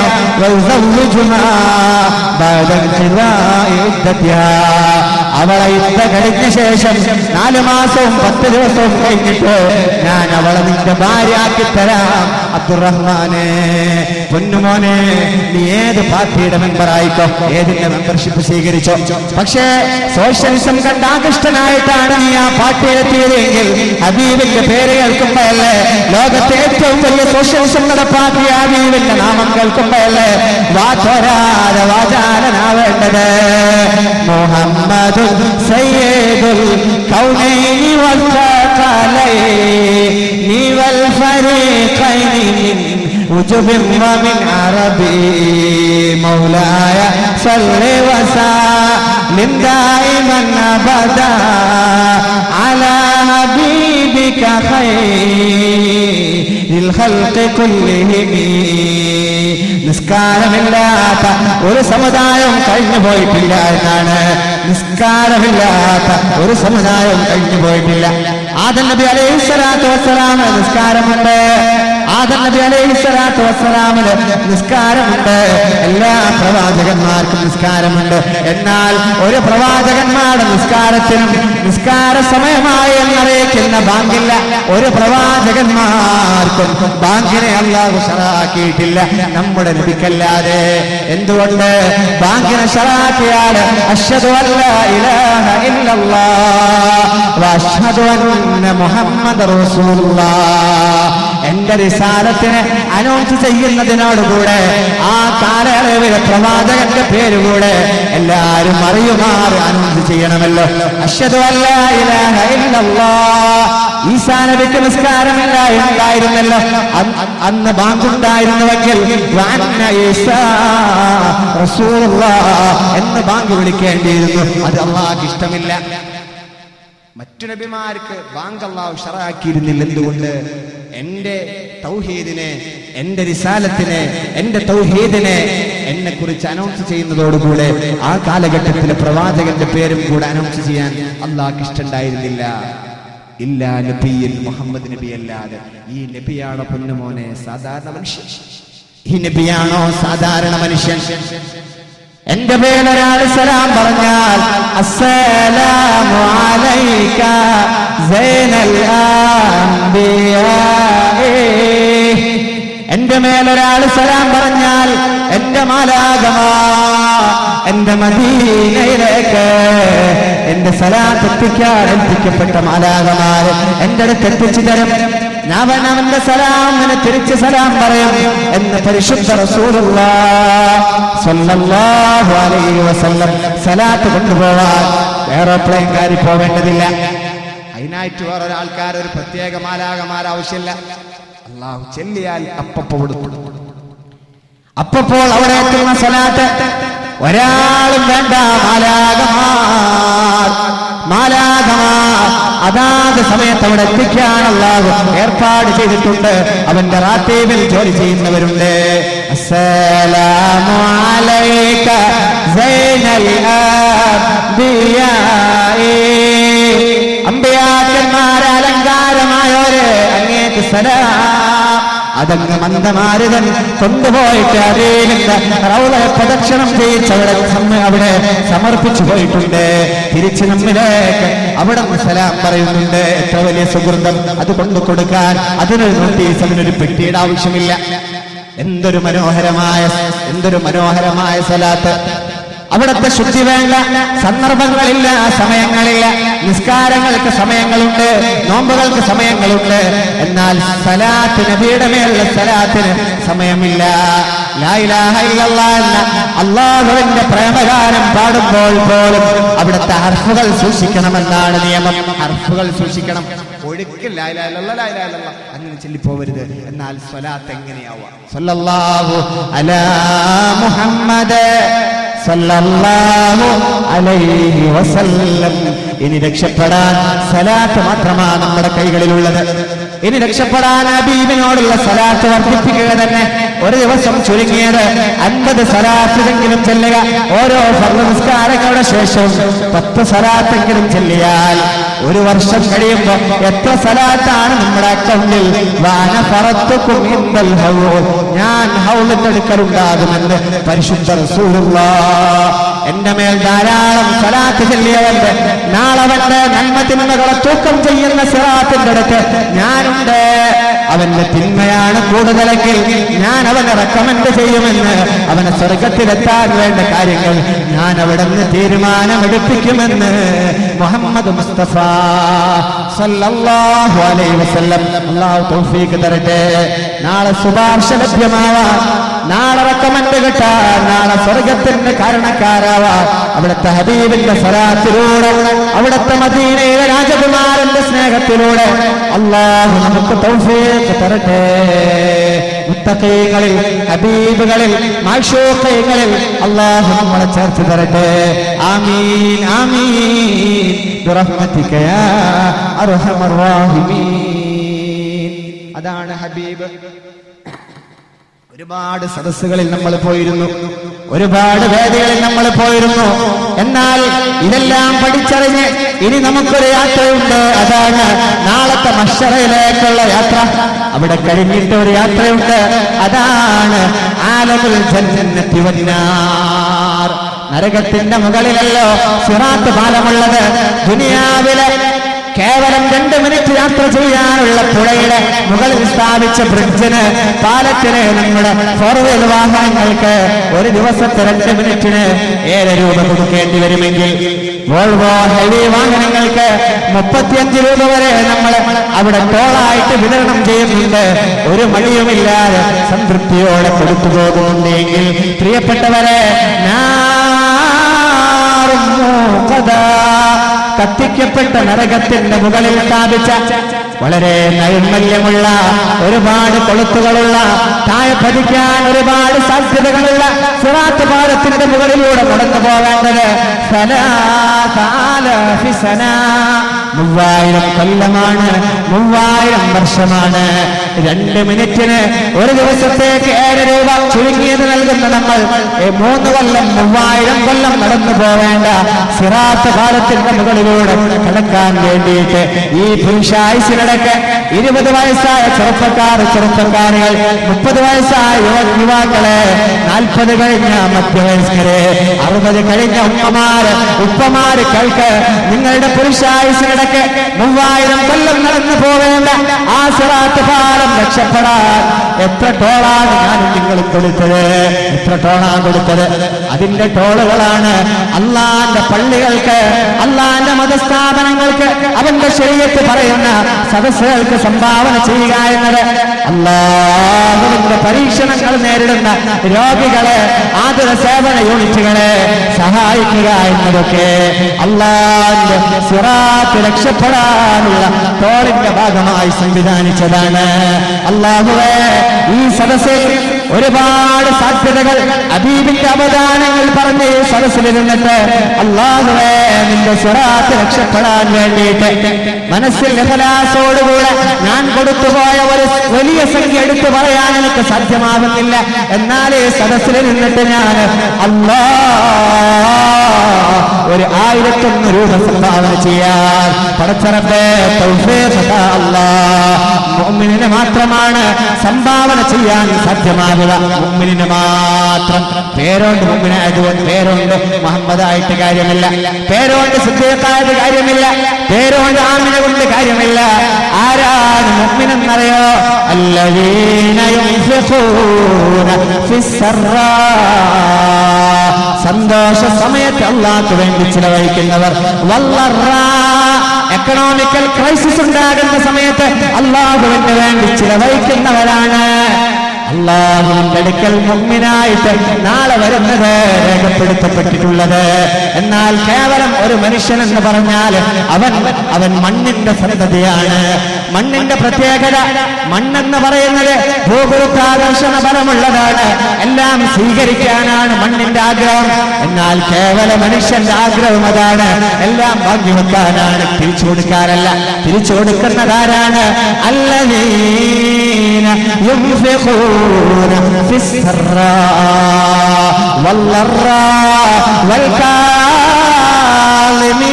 ഗൈള വല്ലാഫീന അനിന്നാസ്. ദേഷ്യം അടക്കി പിടിക്കുന്നവരും ക്ഷാമത്തിലും ക്ഷേമത്തിലും റബ്ബേ നിനക്ക് വേണ്ടിയിട്ട് എല്ലാ സംഭാവനകൾ അർപ്പിക്കുന്നവരുമാണ് നല്ല ആളുകൾ. അവരാണ് മുഅ്മിനെന്ന് പരിശുദ്ധ ഖുർആൻ. 1001 രൂപ ഈ സദസ്സിൽ ഞാൻ ഏറ്റെടുക്കാൻ പോവുകയാണ്. ഉള്ളവർ സദസ്സിൽ വെച്ച് തന്നെ തരിക, അല്ലാത്തവർ ഒന്നണീറ്റ് റബ്ബേ ഞാൻ കൊടുക്കാൻ തയ്യാറാണെന്ന് പറയുക. അള്ളാഹു തൗഫീഖ് തരട്ടെ. 1001 അള്ളാഹു സ്വീകരിക്കട്ടെ. ഒന്നണീറ്റൂടെ എല്ലാവരും. 1001 അള്ളാഹു തആല ഒന്ന് എഴുതി വെക്കും. 1001 2 2 ഒന്നൂടെ